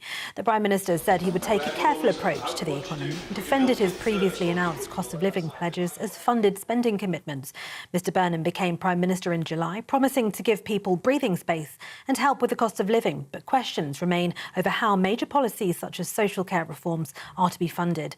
Experts have been warning that he and Chancellor John Healey will have little financial room to manoeuvre in their first budget on the 28th of October. Elsewhere, ministers have announced where more than 70,000 social and affordable homes will be built in England over the next 10 years. It's part of an initial allocation of almost £10 billion in a bid to address the housing crisis. Funding has been granted to Greater Manchester, the West Midlands, West Yorkshire, South Yorkshire, North East England and Liverpool, as well as £6 billion for London. It's the first part of a wider plan to build 300,000 social and affordable homes across the nation under the government's £39 billion social housing building scheme. Now, Sir Billy Boston has died at the age of 92. The Wales rugby legend passed away just weeks after the death of his wife, Lady Joan. Sir Billy was knighted by King Charles last year. The rugby league icon had been living with dementia in his latter years. Confirming the former Wigan and Great Britain star's death, a Wales Rugby Union statement read, "Sir Billy Boston, one of the best loved and most iconic figures in the history of Welsh sport, has passed away peacefully at the age of 92. In other news, the trial of a Libyan man over the Lockerbie bombings been postponed for a third time after new evidence on the 37-year-old case came to light 3 days ago. Jury selection was due to get underway in Washington tomorrow, but it's understood a new start date's been set for January next year. Lawyers acting for Abu Aguila Mohammed Khir al-Marimi said newly discovered evidence previously unknown to the defence and prosecutors emerged on Friday. Al-Marimi has denied building the bomb that destroyed Pan Am Flight 103 on December the 21st in 1988, killing 270 people. Former Libyan intelligence officer Abdel Basit al-Maghari is the only man convicted in relation to the bombing. Finally, women who've missed a cervical screening appointment in England are to be offered HPV self-testing kits by the NHS. Over the next year, nearly 4 million will receive invites on the NHS app or via text message, email or letter to order a free kit to use at home. Figures show around a third of women eligible for the screening haven't taken up the offer recently. Now, these self-testing kits are designed to get more women checked for high-risk HPV virus, which causes nearly all cases of cervical cancer. Those are the latest GB News headlines. More in half an hour. Taking the ups and downs in our stride. Stilts Home Lifts sponsors the GB News Finance Report. And here's a look at the finance for you this morning. The pound will buy you $1.36 and 1.17 euros. The price of gold is £3,401 and the FTSE 100 is at 10,866 points. GB News Finance Report, brought to you by Stilts Home Lifts.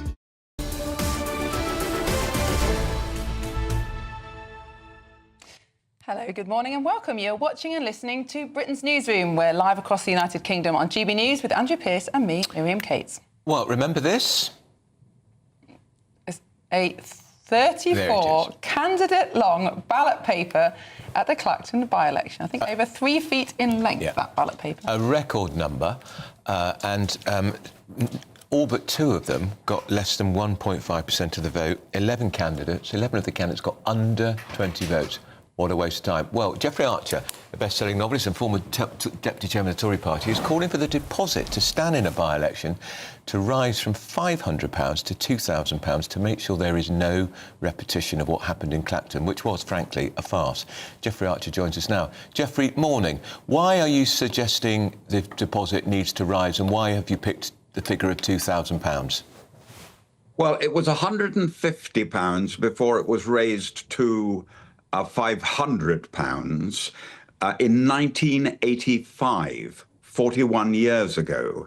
And if you take the value of money from 41 years ago to today, £500 is 1,950.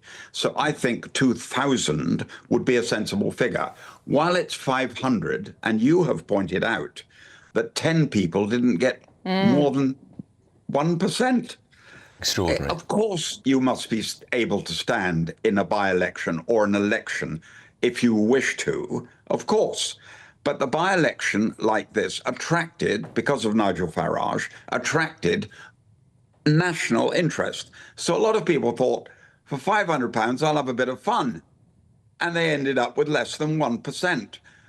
If it went to 2,000 now, 1 or 2 of them might say, well, that's a bit more than a bit of fun. And so I feel strongly the time has come, 41 years later, to raise the deposit from 500 to 2,000. Now, if someone is willing to risk 2,000 and still only get 1%, fine, so be it. That's called democracy. But at £500, it's farcical. Why do you think this has happened, Jeffrey? Do you think people just never noticed? I mean, whose decision would it be to raise the deposit? Is it a matter for the government of the day?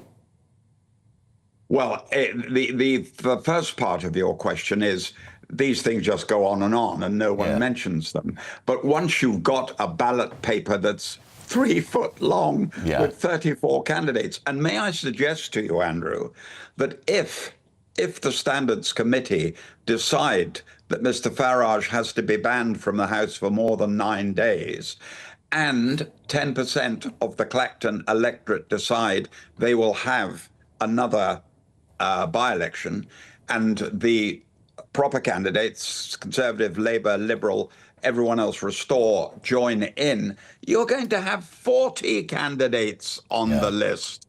Do you think, though, Jeffrey, that this was a one-off, an extraordinary by-election in unprecedented circumstances, with probably the UK's most famous politician standing as one of those candidates?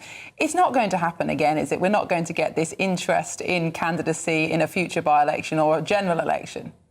Oh, you're quite right, Miriam. It couldn't happen in a general election because they're not that interested in one particular seat. So you wouldn't get the publicity. But while it's a by-election of this importance, and the next one could be even more important, because the Prime Minister has been chosen because he's the man to beat reform. And so the public will be fascinated to see what happens with a by-election with Farage versus Labour, Conservative and Liberal. They will be fascinated by that. And I think, Miriam, you'll find there'll be 40 people on the election. I was just looking at in the Makerfield by-election, Geoffrey, which Andy Burnham did win. There was 1, 2, 3, 4, 5, 6, 7, 8, 9, 10, 11, 12, 13.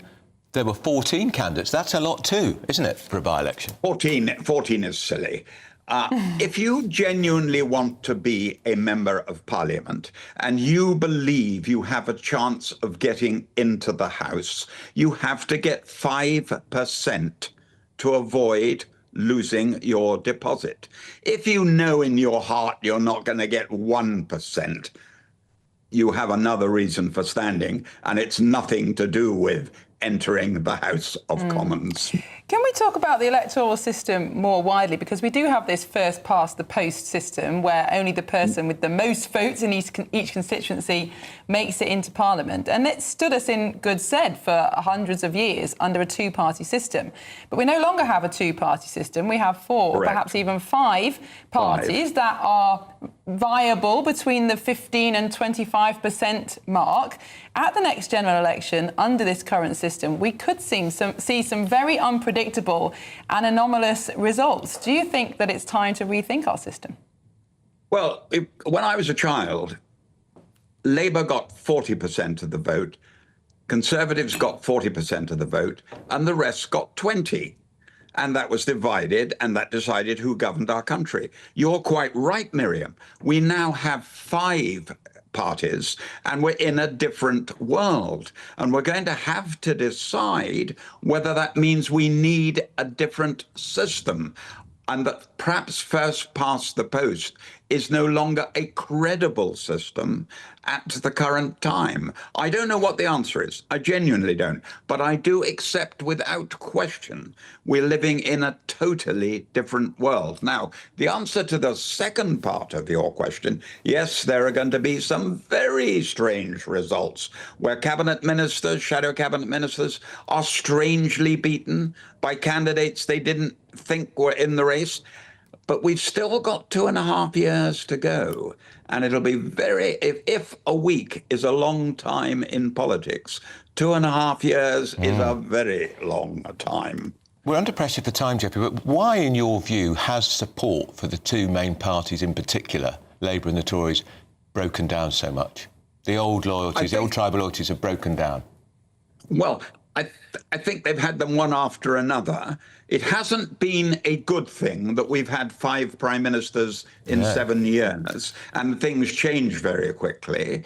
And Farage he's the best mob orator in my lifetime, and he has touched the pulse with immigration. There is no question about that. Even if the figures fall, people still believe they're far too high. So by starting the new party, that changed everything. And then the Greens, to my surprise, and I genuinely admit I was surprised, shot up to 8% in the polls. And so the world has changed. Now, but Andrew, it's not just England. If you look at France, Italy and Germany, you will see they're all going through this at the moment. This is happening worldwide. The one country it isn't happening is the United States of America. They still have a very clear two-party system. Mind you, if a third party stands at the next election in America, it could destabilize the whole system. And I think that may well happen. Geoffrey, always good to talk to you. That's Geoffrey Archer. And just to give him a plug, his book's coming out very shortly. Am I allowed to say, Geoffrey, that I've already read it? No, you're not. Oh, OK. Adam and Eve. I'm not allowed to say I've read it, but I can tell you this, it's going to be a huge bestseller. Not that I've read it. Geoffrey, great to talk to you. It's not like we're on live TV, Andrew. Don't worry. Well, because the book's not out till October, but orders are in already. Yeah, Adam and Eve. It's I think it will be his best ever. There you go, be on everybody's Christmas list. Well, Yeah. time now for our Great British Giveaway, the biggest of the year so far. Your chance to win a brand new 4-berth motorhome worth £75,000 and £35,000 in tax-free cash to spend however you like. It probably cost you that much to fill it up with diesel, I would think. Yeah, the way it's going. Here's all the details to how you do it. It's brand new and it's the big one. Your chance to win £110,000 in prizes. Our biggest giveaway of the year so far. First, we want you to drive away in this. Courtesy of Marquis Leisure, you could win this brand new 4-berth motorhome. The McClure Fusion comes fully loaded with all of the home comforts you'd expect. Built-in modern kitchen, bathroom, fridge freezer. And it's worth £75,000. But that's just the beginning, as we'll also give you a whopping £35,000 in tax-free cash to spend, save, or just to use to enjoy adventures in your new motorhome. This incredible prize package is exclusive to GB News. You won't see it anywhere else, so make sure you don't miss out.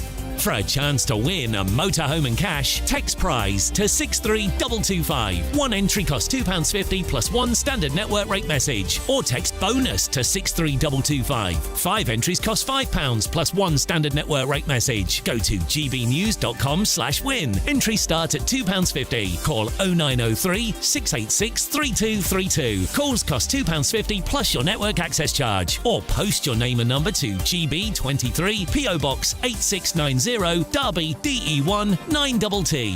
UK only. Entrance must be 18 or over. Lines close at 4 p.m. on the 23rd of October. We may call the winner live after all entry routes have closed. Please check the closing time if listening or watching on demand. Good luck. Well, coming up next, you won't believe which venue in Essex has a gym, football pitch and snack bar. Be your local golf club, won't it, Andrew? And free mobile phones. Well, there you go. I'm getting down there. Well, we'll be going through that and more with Danny Shaw and Sarah Vine very shortly. This is Britain's Newsroom on GB News.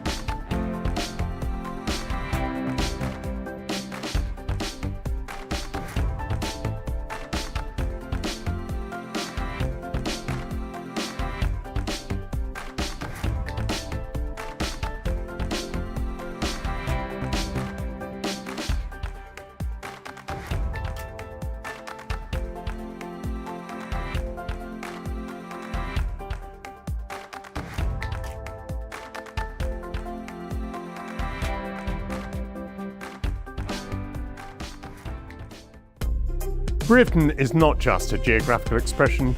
We are a people bound together by history and culture that are distinctively British. Join me to celebrate our music, theatre, artworks and literature, which we can explore and enjoy together.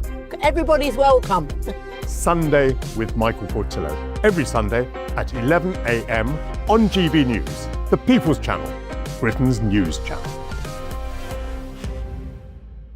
Exciting news. Every Friday, my Patrick Christie's Tonight Show is going to have a twist to it.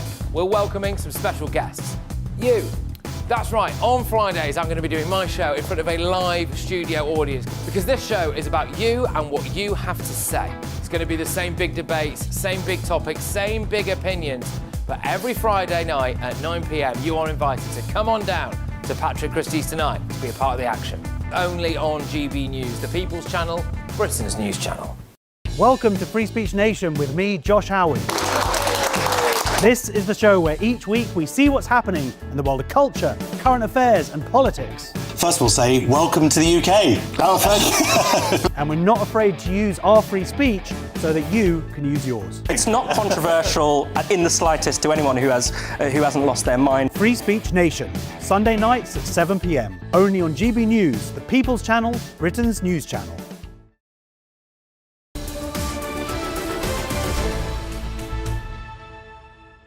It's 23 minutes past 11. You're watching and listening to Britain's Newsroom. We're live across the United Kingdom with Andrew Cates and Andrew Pearce and Miriam Cates. I've not married you, Miriam. I've not done that before. I'm not marrying you. No, good. If that was a proposal. I love you very much, Andrew. It's not happening. But, I think that's a step but not that much. And we have in the studio Sarah. Fine. I know I was going to call you. We're all going wrong. No, I was going to call you Sarah Shaw and Danny Vine. Danny Vine. That's what I was going to say. No, we just. Talk to us about this extraordinary piece in the Mail today, Sarah. A very nice holiday camp, it seems to me. Yes, it does seem like a very nice holiday camp in Essex. It's a sort of state-of-the-art facility for housing male asylum seekers. Yeah. I can't remember how many there are. Is it 800? 800, that's right. And they have 3 meals provided to them every day. They have free mobile phones. They have buses that take them into the local town several times a day, so they can, I don't know, go walking around the shopping centres. And that's NHS clinic. An Very NHS nice. clinic, yes, so they can get to see a doctor when really most of us can't. Yeah. It's extraordinary. I mean, no wonder the boats are not stopping. If that, I mean, you know, if news of that gets. I know. Danny, I mean, that's right, isn't it? I mean, what a nice trip. I mean, they're getting better. I mean, why are they getting free mobile phones? Well, there shouldn't be a camp in Wethersfield in Essex. I went there a few years ago. It's a former military base. Yeah. And originally the plan was to turn it into a prison, to build prisons there. Right.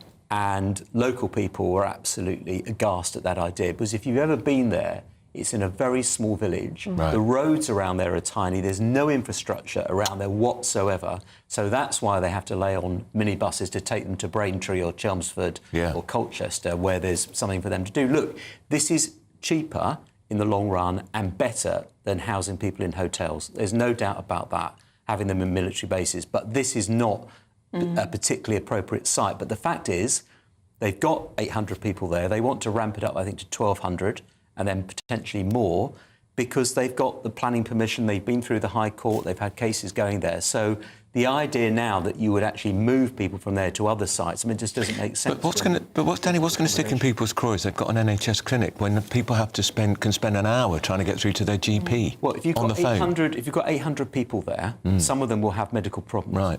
What are you going to do? Say you queue up like everybody else does. No, queue up like everybody else does. I don't know. Perhaps they have to queue up there. Perhaps they have to wait to see someone. Perhaps it's not immediate. But you know, you have to think of the practicalities. If you're going to have thousands of people in this country waiting for their asylum decisions to be made, you have to have them somewhere, and they have to have some basics that they can have access to. The issue, Andrew, is to speed up the processing so that you get decisions made quickly, that you could deport those who have no right to be here. Sarah, the problem amongst many is that the criminal trafficking gangs and asylum seekers themselves, or migrants, are fully aware of what's going on in this country. They have the internet, they have mobile phones, they can read this Daily Mail article. Yeah. And if you know that this kind of treatment potentially awaits you if you manage to get across here on a small boat, why would you not try? Well, I mean, because you might actually get asylum, which would be nice. Because you probably will, if you're coming from certain countries. And you probably are having a much better time than the equivalent facility somewhere else, to be honest. I mean, you know, the one thing that we're very good at is treating people decently, you know, which other parts of Europe aren't. I mean, places like Italy and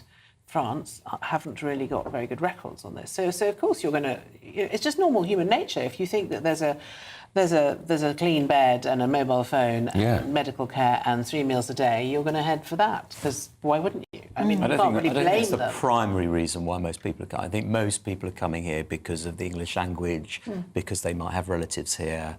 I mean, some, I think, will see the facilities and see it as a bit of a soft. Yeah, but the argument is you've got the whole of Europe where you could theoretically settle. I mean, you know, Germany and all these places. They've travelled through those and countries, they don't go there; they come here. Because we are seen as a soft touch. Because we are seen. Well, there are thousands who also do stay in France, who do stay in Germany. They yes, I mean, have we are big asylum we issue are as not. well.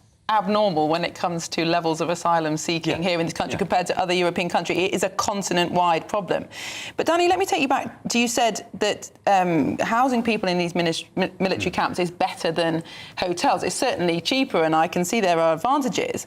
But I think what many of our viewers want is for actually people who come here illegally, whose identities and previous records we don't know, should be detained. They should be detained until a decision is made, and frankly, most of them should be deported. Well, why can't we detain them? There are some checks made at the border when they come in. They are fingerprinted. But we're seeing almost daily horrific crimes committed by people. Yeah, but I think the majority, I think even the article actually says it, it's written by the council leader. He says most of the people there are law-abiding. Well, of course, most of them are. Yeah, but we're not. There will be, of course, there will be some that will commit horrendous. I'm not denying Yes, and that. so therefore, should they not all be detained to protect the British public? You have got, I don't know, is it around 20,000? No, there's about 100,000, I think, in asylum. Yeah, 97,000. You're suggesting that all 100,000 asylum seekers be detained? Yeah. With security guards, locked up, can't go from anywhere. Then they'd stop coming. That's ridiculous. Then they'd stop coming here. Well, I just think... they wouldn't come here. We haven't got enough money to pay for all the prisoners we want to keep in custody. How are we going to find the money to pay for 100,000 asylum seekers? We are a magnet for them. Yeah, I mean, but Danny's right. I mean, we can't even keep our own criminals in prisons. We don't even have enough space. So actually, it's not a practical option. You can't lock them all up. Pity. You know, you just can't. Well, I think that the obstacle is legal at the moment. We'd have to leave the ECHR because you can't detain people unless there's a reasonable chance of deporting them soon. But you could change the law. And the Reformer said they're going to do that. Yeah. And I think that's a way forward. And how long would it, in your view, Danny, how long would it, if, say we get a Reform or a Tory government next time and they're taking us out of the ECHR, how long would that take?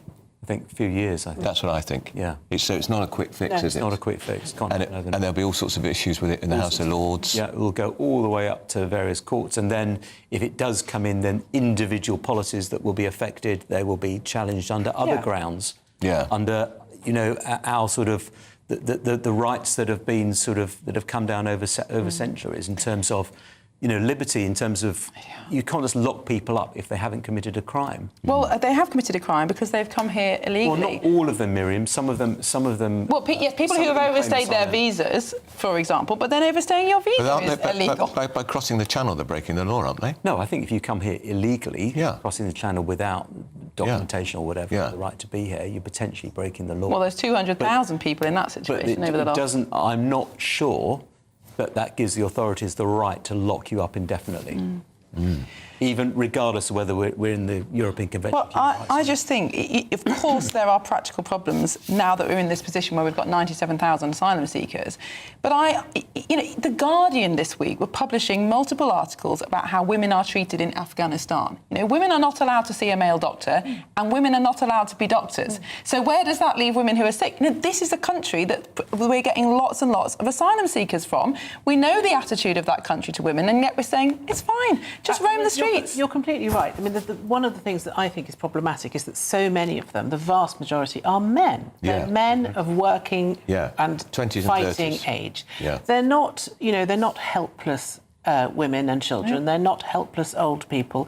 They're perfectly fit and well, and they're coming here because they are the ones who have the stamina to get here. And that's just wrong, because they're not the ones who really need our help. The ones who really need our help are the women of Iran, Afghanistan, young girls who can't go to school, young girls who are being sold off into marriage. And those are the people we should be helping. And, if it was 100, if there were 800 of them living in a facility in Essex, I think people would feel very differently about it, because they would say, well, actually, this is a really good cause. But it's not. So it's these men who are the problem. And then...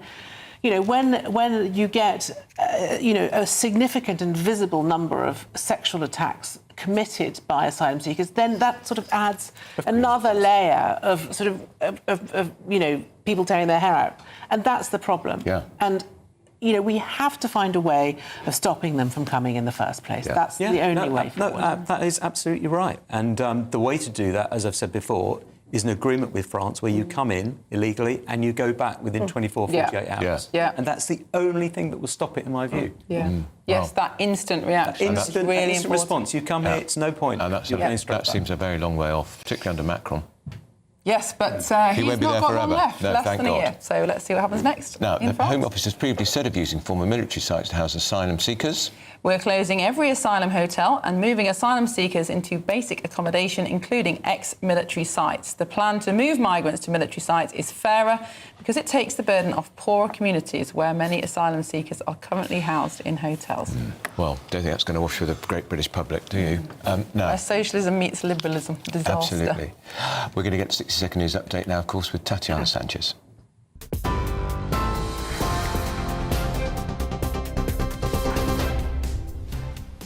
Thank you. The top stories at 11:30. Ukraine is set to hand over a gold mine of intelligence to protect Britain against Russian aggression. Britain will become the first nation to be granted access to millions of Russian military air defences, tanks and artillery systems used throughout the war. On the home front, Andy Burnham has refused to rule out tax rises in the autumn budget, as he says he doesn't want to be unrealistic about the state of the economy. The Prime Minister said he would take a careful approach to the economy and defended his previously announced cost of living pledges. The trial of a Libyan man over the Lockerbie bombing has been postponed for a third time after new evidence on the 37-year-old case came to light 3 days ago. It's understood a new start date's been set for January next year. Lawyers acting for the accused said newly discovered evidence previously unknown to the defence and prosecutors from the US government emerged on Friday. And Sir Billy Boston has died at the age of 92. The Wales rugby legend passed away just weeks after the death of his wife, Lady Joan. Sir Billy was knighted by the King last year. The rugby league icon had been living with dementia in his latter years. Those are the latest headlines. More at midday. Tune in to GB News Radio wherever you are. Online, on DAB digital radio, on TuneIn, on Radio Player, on Nation Player and on your smart speaker. Just say, play GB News.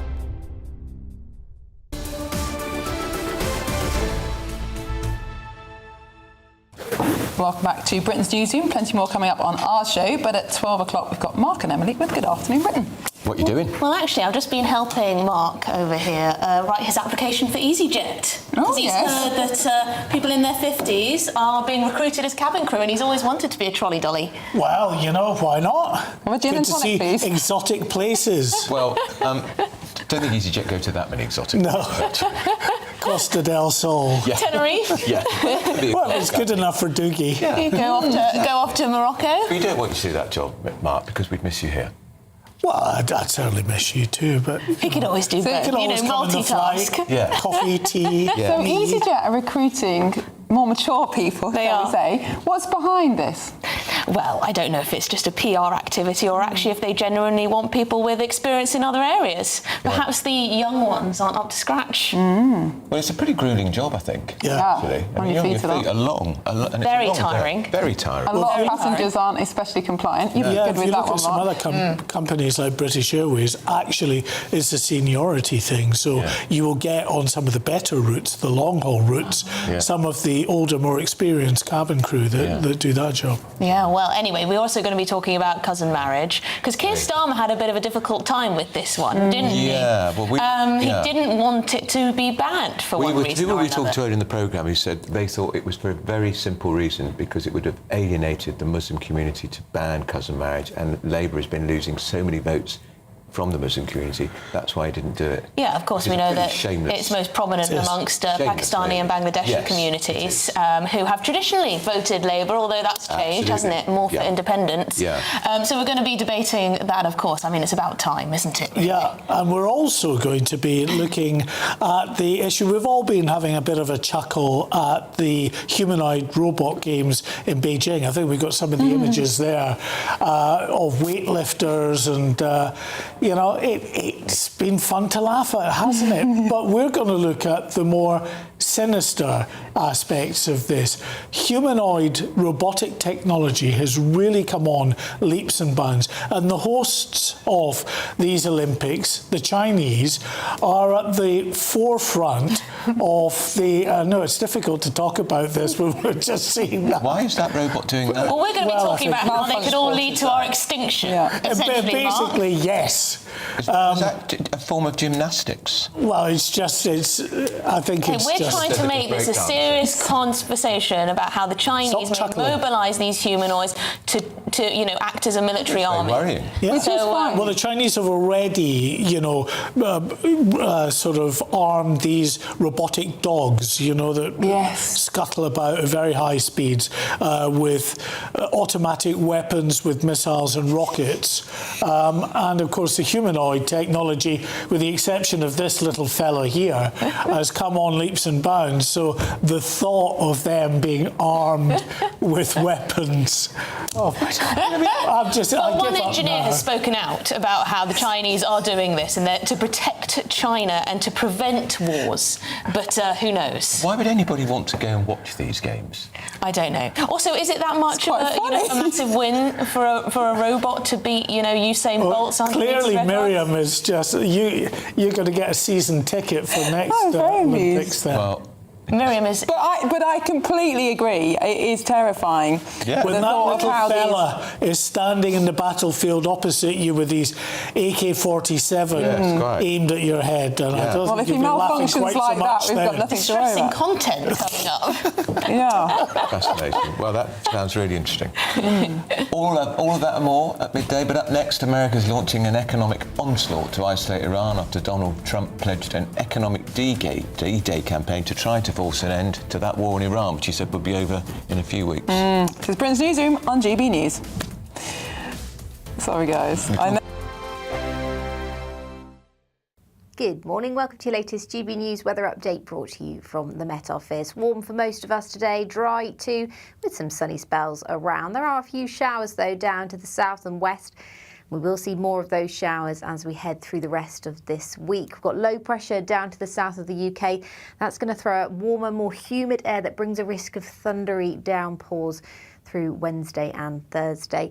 Into this afternoon, we could see some heavy showers across parts of Cornwall, southwest Wales as well. Elsewhere, though, it's looking relatively dry, particularly sunny across central and eastern areas of England. A little bit more cloud up to the north and east. You could see the odd spot of rain as well, just where the cloud is thick enough. So slightly fresher across eastern coast, but inland areas, temperatures climbing towards the mid-20s, and it will feel increasingly humid across the south. Across more northwestern areas, it's going to be a fine end to the day. Northwestern Scotland in the east, though, still a little bit more in the way of cloud because we've got this easterly breeze, so that's going to drag in more moisture from the North Sea. Showers could push up into parts of Northern Ireland into this evening. They're likely to affect parts of South Wales down to southwestern England throughout this evening as well. We start to see an increasing risk of thunderstorms, lightning and heavy downpours throughout the night as these bands of showery rain push north and eastwards throughout the night into parts of Wales and central and eastern areas of England by Wednesday morning. To the north of that, a murky but dry night. Still got this easterly wind that's going to bring a pretty cool start to the day here. Elsewhere, though, increasingly humid overnight and through the day as well. Now, some of these downpours throughout Wednesday could bring up to around 40 millimetres of rain in just a few hours, which brings a risk of some surface water flooding despite the ground being very dry. So that is something to keep an eye on. But otherwise, it's generally welcome rain, and it's going to feel warm and humid for most of us tomorrow as well. Bye-bye. 5 hosts, 5 opinions, 5 fearless debates, 5 unfiltered takes on the day's news. 5 reasons not to be anywhere else on Saturday night. This is the Saturday 5. You got me good there. Britain's biggest Saturday night TV show. It's not a bad brand. Yeah. Uncensored. Very, very racy tonight. On the unpredictable. What does she say? Can you translate it for us? And always entertaining. And how can a country go from being led by William Wallace Saturday nights from 6 p.m. only on GB News, the People's Channel. Britain's news channel. You're going to want to stay tuned, trust me. As soon as it hits 11 and the headlines come in, Late Edition brings you the breaking news from all the front pages. Because the news is going to happen. So get a head start today. Patrick Christie's tonight, Late Edition. Alex Armstrong tonight, Late Edition. From 11 o'clock every night. Only on GB News, the People's Channel, Britain's news channel.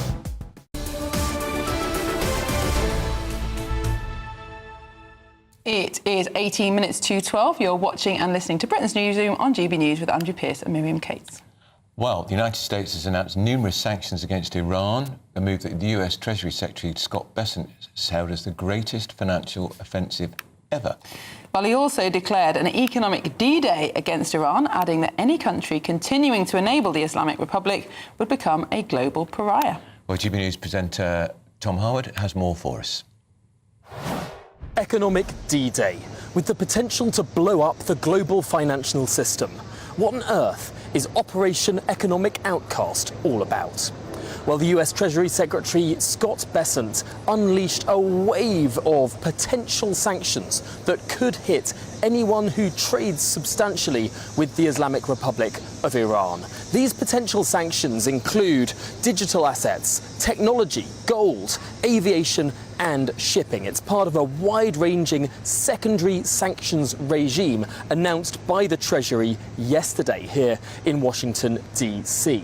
Now, ultimately, what is all of this about? Well, Iran continues to profit from its sale of particularly oil on the global markets. Many countries are involved in the sort of financial support through trade of the Islamic Republic. That's something the United States wants to stop. So in this wide-ranging announcement from the Treasury Secretary here, well, Scott Bessent is saying that ultimately, if you do business with this regime, if you continue to do business with this regime, it's not just the regime itself that is going to have those sanctions, but trade partners of it too.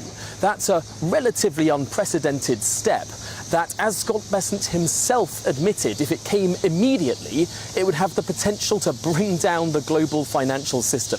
That's why it's not coming immediately. Countries that currently do business in whatever form with Iran have some time to change their behaviour before the United States attempts to cut them out of the global financial system, cut them out of the dollarized world. This is potentially an enormous economic move, and it's the latest weapon in Donald Trump's arsenal against the Islamic Republic.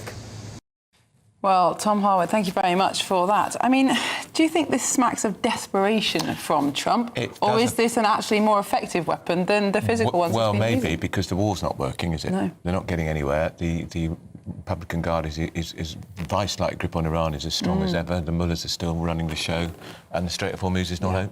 I mean, Iran is seriously suffering economically. Yeah. Many of their factories no longer able to produce. There have been huge inroads on, of course, their economy. They've got massive inflation, but the regime has not lost its grip. It's a lot more resilient than the US and Israel had hoped for. And the regime doesn't care about public opinion. No. Never has. Or human rights, or people suffering. Exactly. So maybe this is the way forward. And it does sound pretty drastic. Yeah, but there's still, the Iranians have this grip on the Strait of Hormuz, and you do wonder if we'll ever return to the normal before the war, and our price is going to be permanently inflated, and oil prices... A couple of weeks ago, the President said the Strait of Hormuz was going to become American territory. Yeah. Well, it hasn't, because the Iranians still control it. I think the problem that Trump has is he announces so many different policies, often at 180 degrees to the previous one, that it's difficult to follow the strategy if there is one. But perhaps economic sanctions are wiser than military operations.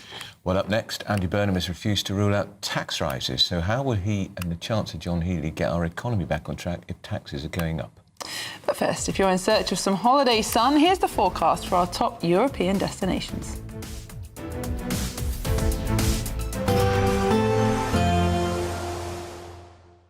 You're looking happy. Well, the forecast looks good. So you've sorted the travel insurance then? All Clear Travel Insurance sponsors GB News Travel Destinations forecast.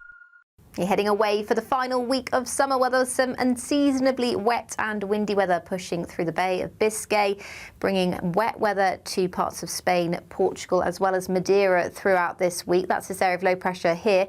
Elsewhere, though, you can see plenty of fine weather moving into parts of Italy and towards the Mediterranean. It's going to be quite hot as well. Temperatures quite widely in the low 30s across parts of Greece this week. And that theme will continue. Does turn a little bit wetter in Nice, though. Bye-bye. All Clear Travel Insurance sponsors GB News Travel Destinations forecast. Good afternoon, Britain. Weekdays from midday. Becky, Chad and the beekeepers, Richard, Mohammed and James. Well, thank you all for coming. So tell us what happened. So I got a phone call about 7:30 on Sunday evening from one of the rangers to tell us that there was a forest fire that was spreading quite rapidly and the bees were in danger, and if we could get down as soon as we could to get them out. And I suppose this is a real challenge, because bees, whilst they do flit around all over the place, they're pretty stuck to their colonies. Yes, absolutely. The boys were the ones that were there. When we approached it, the fire was quite close to the colonies, so we had to make a decision very quickly on whether or not to remove them from the apiary or keep them there and try and just water down the area. And after we saw flames on the horizon, we decided that, no, we've just got to make the decision to move the bees to a safer place, which we did. GB News, the People's Channel. GB News Breakfast, every day from 6 a.m. I do think it's worrying that young people, I mean, are they I think they are more risk averse. Yes. I think they are scared of getting into personal space. I think you're right, there are issues about consent and everything else. But how sad that people say that it's been a year since they've been kissed. What is life for if you're not having a little kiss every now and again? Yeah, the death of the kiss. Apparently, much younger people now haven't had a good snog in over 12 months on average, the people that have been interviewed. But I would hazard a guess that that's because people are frightened. Men don't know when they can approach women anymore. Men can think 1 or 2 steps ahead on the same board, whereas a woman will think about 18 steps. So I think you're overthinking it. If a man takes you to Paris for the weekend, a woman will come back disappointed that they haven't proposed them, whereas a man thinks they've done a really great thing. Why do men always think you're going to be proposed to in Paris? That you expect that? We don't expect men that. are not Just take us to Paris. The People's Channel.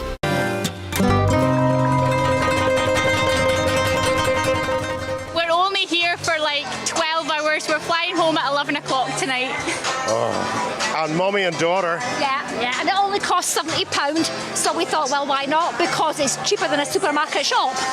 Supermarket shop or spending the day in Benidorm with cheap booze. It's a no-brainer, isn't it? It's a no-brainer. And is there no chance you might just decide we're going to stay? No, because my husband would kill me. We did consider it because I said to my mum earlier on, we might just stay and miss the flight, but she's not up for it. Has your husband actually visited Benidorm on his own? No, he hasn't. I've been here 27 times. That's my daughter's first time. She's a Benidorm virgin. But well, my husband's never been. Not that he's told you anyway, let's put it like that. GB News, the People's Channel.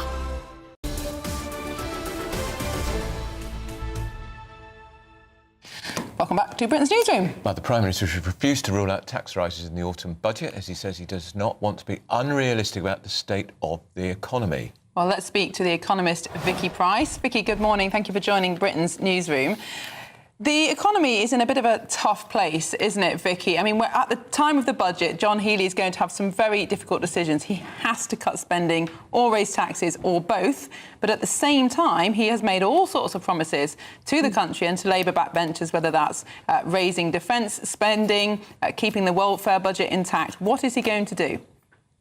Well, he's got a problem, as you rightly say. He's got to also find 4.7 billion, which is supposed to not have been funded in the last count when we looked at what defence spending increase the previous administration, if you want to call it that, the previous Chancellor had found for defence.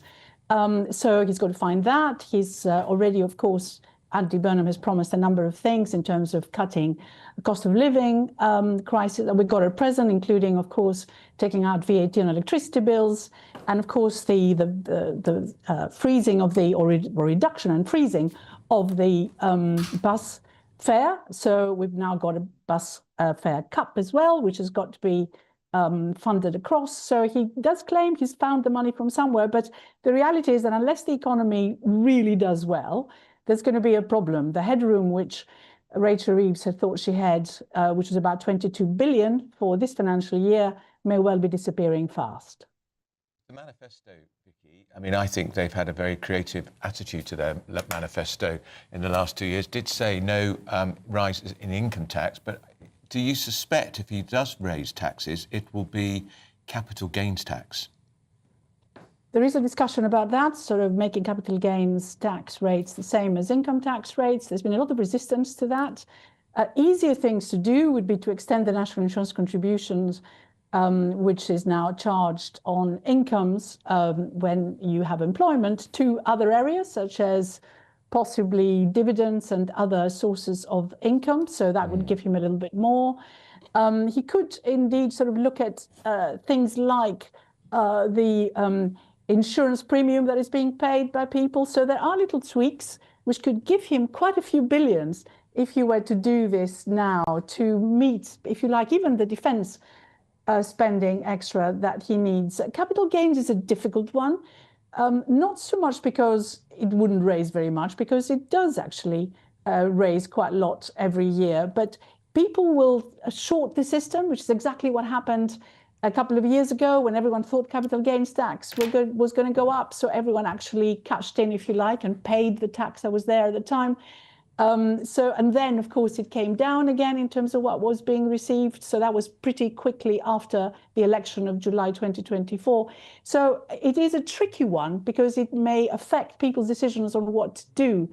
So easier things that can be a little bit more predictable, dare I mention, the fuel duty, which of course has not been increased since 2011, more or less, which could come and increase receipts very, very significantly. So there are some easier things to do, but they're not going to be particularly popular for some, but at least their impact could be quite significant in terms of how much he raises. Vicky Price, thank you so much for joining us this morning. We'll have to leave it there, I'm afraid, because we have reached the end of Britain's Because Newsroom. he's got no scope, that's another reason why he still might. Yeah, call him Even though he election. says he won't have an early election. Yeah, I think it would be sensible from his point of view, not necessarily from the country's No, certainly not. That's it from Britain's Newsroom. Up next, Good Afternoon Britain with Mark and Emily, and Miriam and I will see you tomorrow. We will. Goodbye. Well, yes, could Andy Burnham be the Prime Minister who finally ends cousin marriage in this country, bans it outright, makes it illegal? This comes as a Sudanese migrant was allowed to stay in Britain because she married her first cousin. And we're going to look at the prison situation as well, with Muslim converts being forced into that by gangs.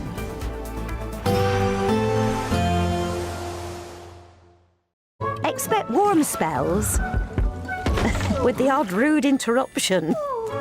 Boxed Boilers sponsors the weather on GB News. Good morning, welcome to your latest GB News weather update, brought to you from the Met Office. A fine start to the day, chance of showers though as the day goes on, and potentially some thunderstorms into this evening across more south and western areas. There'll be plenty of dry and sunny weather though elsewhere across the UK through today, particularly parts of northwest Scotland, but also central and eastern areas of England, seeing a much warmer day today. Temperatures climbing towards the higher 20s, 27 or 28 degrees possible in the south and east. More in the way of showers across the south and west. Some of these could bring some thundery, heavy downpours for a time, but it will feel quite humid wherever you are today. That's away from the east coast, where we'll consistently see quite an onshore easterly breeze, and that's going to bring thicker cloud to eastern areas of Scotland and eastern areas of northern England too. A little bit brighter and clearer though to the north and west. There is a chance of an odd shower across the far northwest of Scotland, but I think otherwise it's going to be quite dry. Some of this rain will start to push up further north into parts of Northern Ireland and West Wales throughout Tuesday. There is some uncertainty in the exact details of this, but I think anywhere in the south and west could see some rain, potentially a thunderstorm through Tuesday evening and the early hours of Wednesday, potentially pushing into parts of southeastern England throughout the early hours of Wednesday. Again, though, I'd stay tuned to the forecast for the details on that. For many areas, though, it's going to be a warm and humid night, quite a lot of cloud around, and that easterly wind continuing across the east coast of the north and east. Another dry day across more northern areas on Wednesday. To the south, though, a much more unsettled day. A continued chance of thundery downpours through the day. That brings a risk of some surface water flooding. Away from the showers, it will feel quite hot and humid, though. Temperatures climbing towards 27 or 28 degrees once again on Wednesday. Have a good day. Bye-bye. Expect warm spells with the odd rude interruption. Boxed Boilers sponsors the weather on GB News.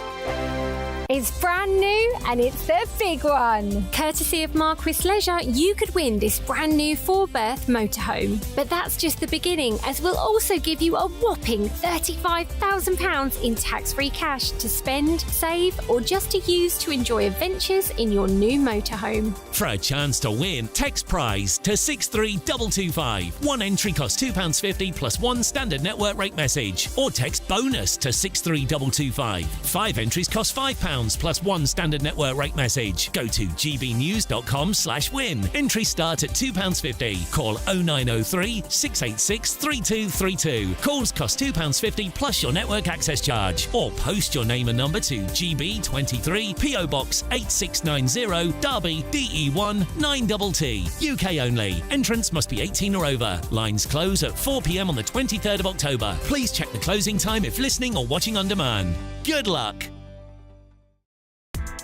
Join me, Nana Akwe, for an informative, interactive news programme with a difference. It's fun. No, he didn't say that, Dave. I'm so surprised. I think there's an element of truth to that. Join me from 3 p.m. every weekend, only on GB News, Britain's news channel. Hi, I'm Michelle Dewberry, and my show is your opportunity to cut through all the noise and dive in headfirst to some robust debates. Ideas clash. Situation, isn't it? Because the failure is you're deliberately avoiding my point. Nothing's held back, And if you think this is the end of it, wait for more. and we do not shy away from the difficult stuff. Sometimes I want to shake people and say, if only you understood. So join me on Jubes & Co weeknights at 6 p.m. only on GB News, Britain's news channel. Welcome to Free Speech Nation with me, Josh Howard. This is the show where each week we see what's happening in the world of culture, current affairs and politics. First we'll say, welcome to the UK. And we're not afraid to use our free speech so that you can use yours. It's not controversial in the slightest to anyone who hasn't lost their mind. Free Speech Nation, Sunday nights at 7 p.m. Only on GB News, the People's Channel, Britain's news channel. At GB News, we love to hear from you, our loyal community. So drop us a line at gbnews.com/yoursay. There you can talk to each other and also to the presenters live on air. gbnews.com/yoursay, because GB News is your channel, Britain's news channel.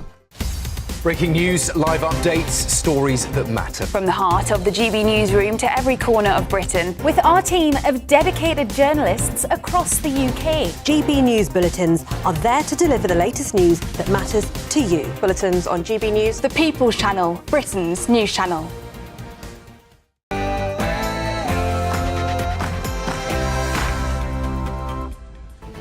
Good afternoon, Britain. It's 12 o'clock on Tuesday, the 25th of August. I'm Emily Carter. And I'm Mark White. Labour has finally opened the door to banning cousin marriage after a Sudanese immigrant won an appeal to stay in the UK because she married her cousin. While the world watches China's humanoid robot games, marvelling as the machines break records, sometimes laughing as they spectacularly fall over or even burst into flames, there's a much more serious question emerging. One developer involved in the event says humanoid robot soldiers could be just 5 to 10 years away. So as China accelerates its push into humanoid robotics, how worried should we be about the country's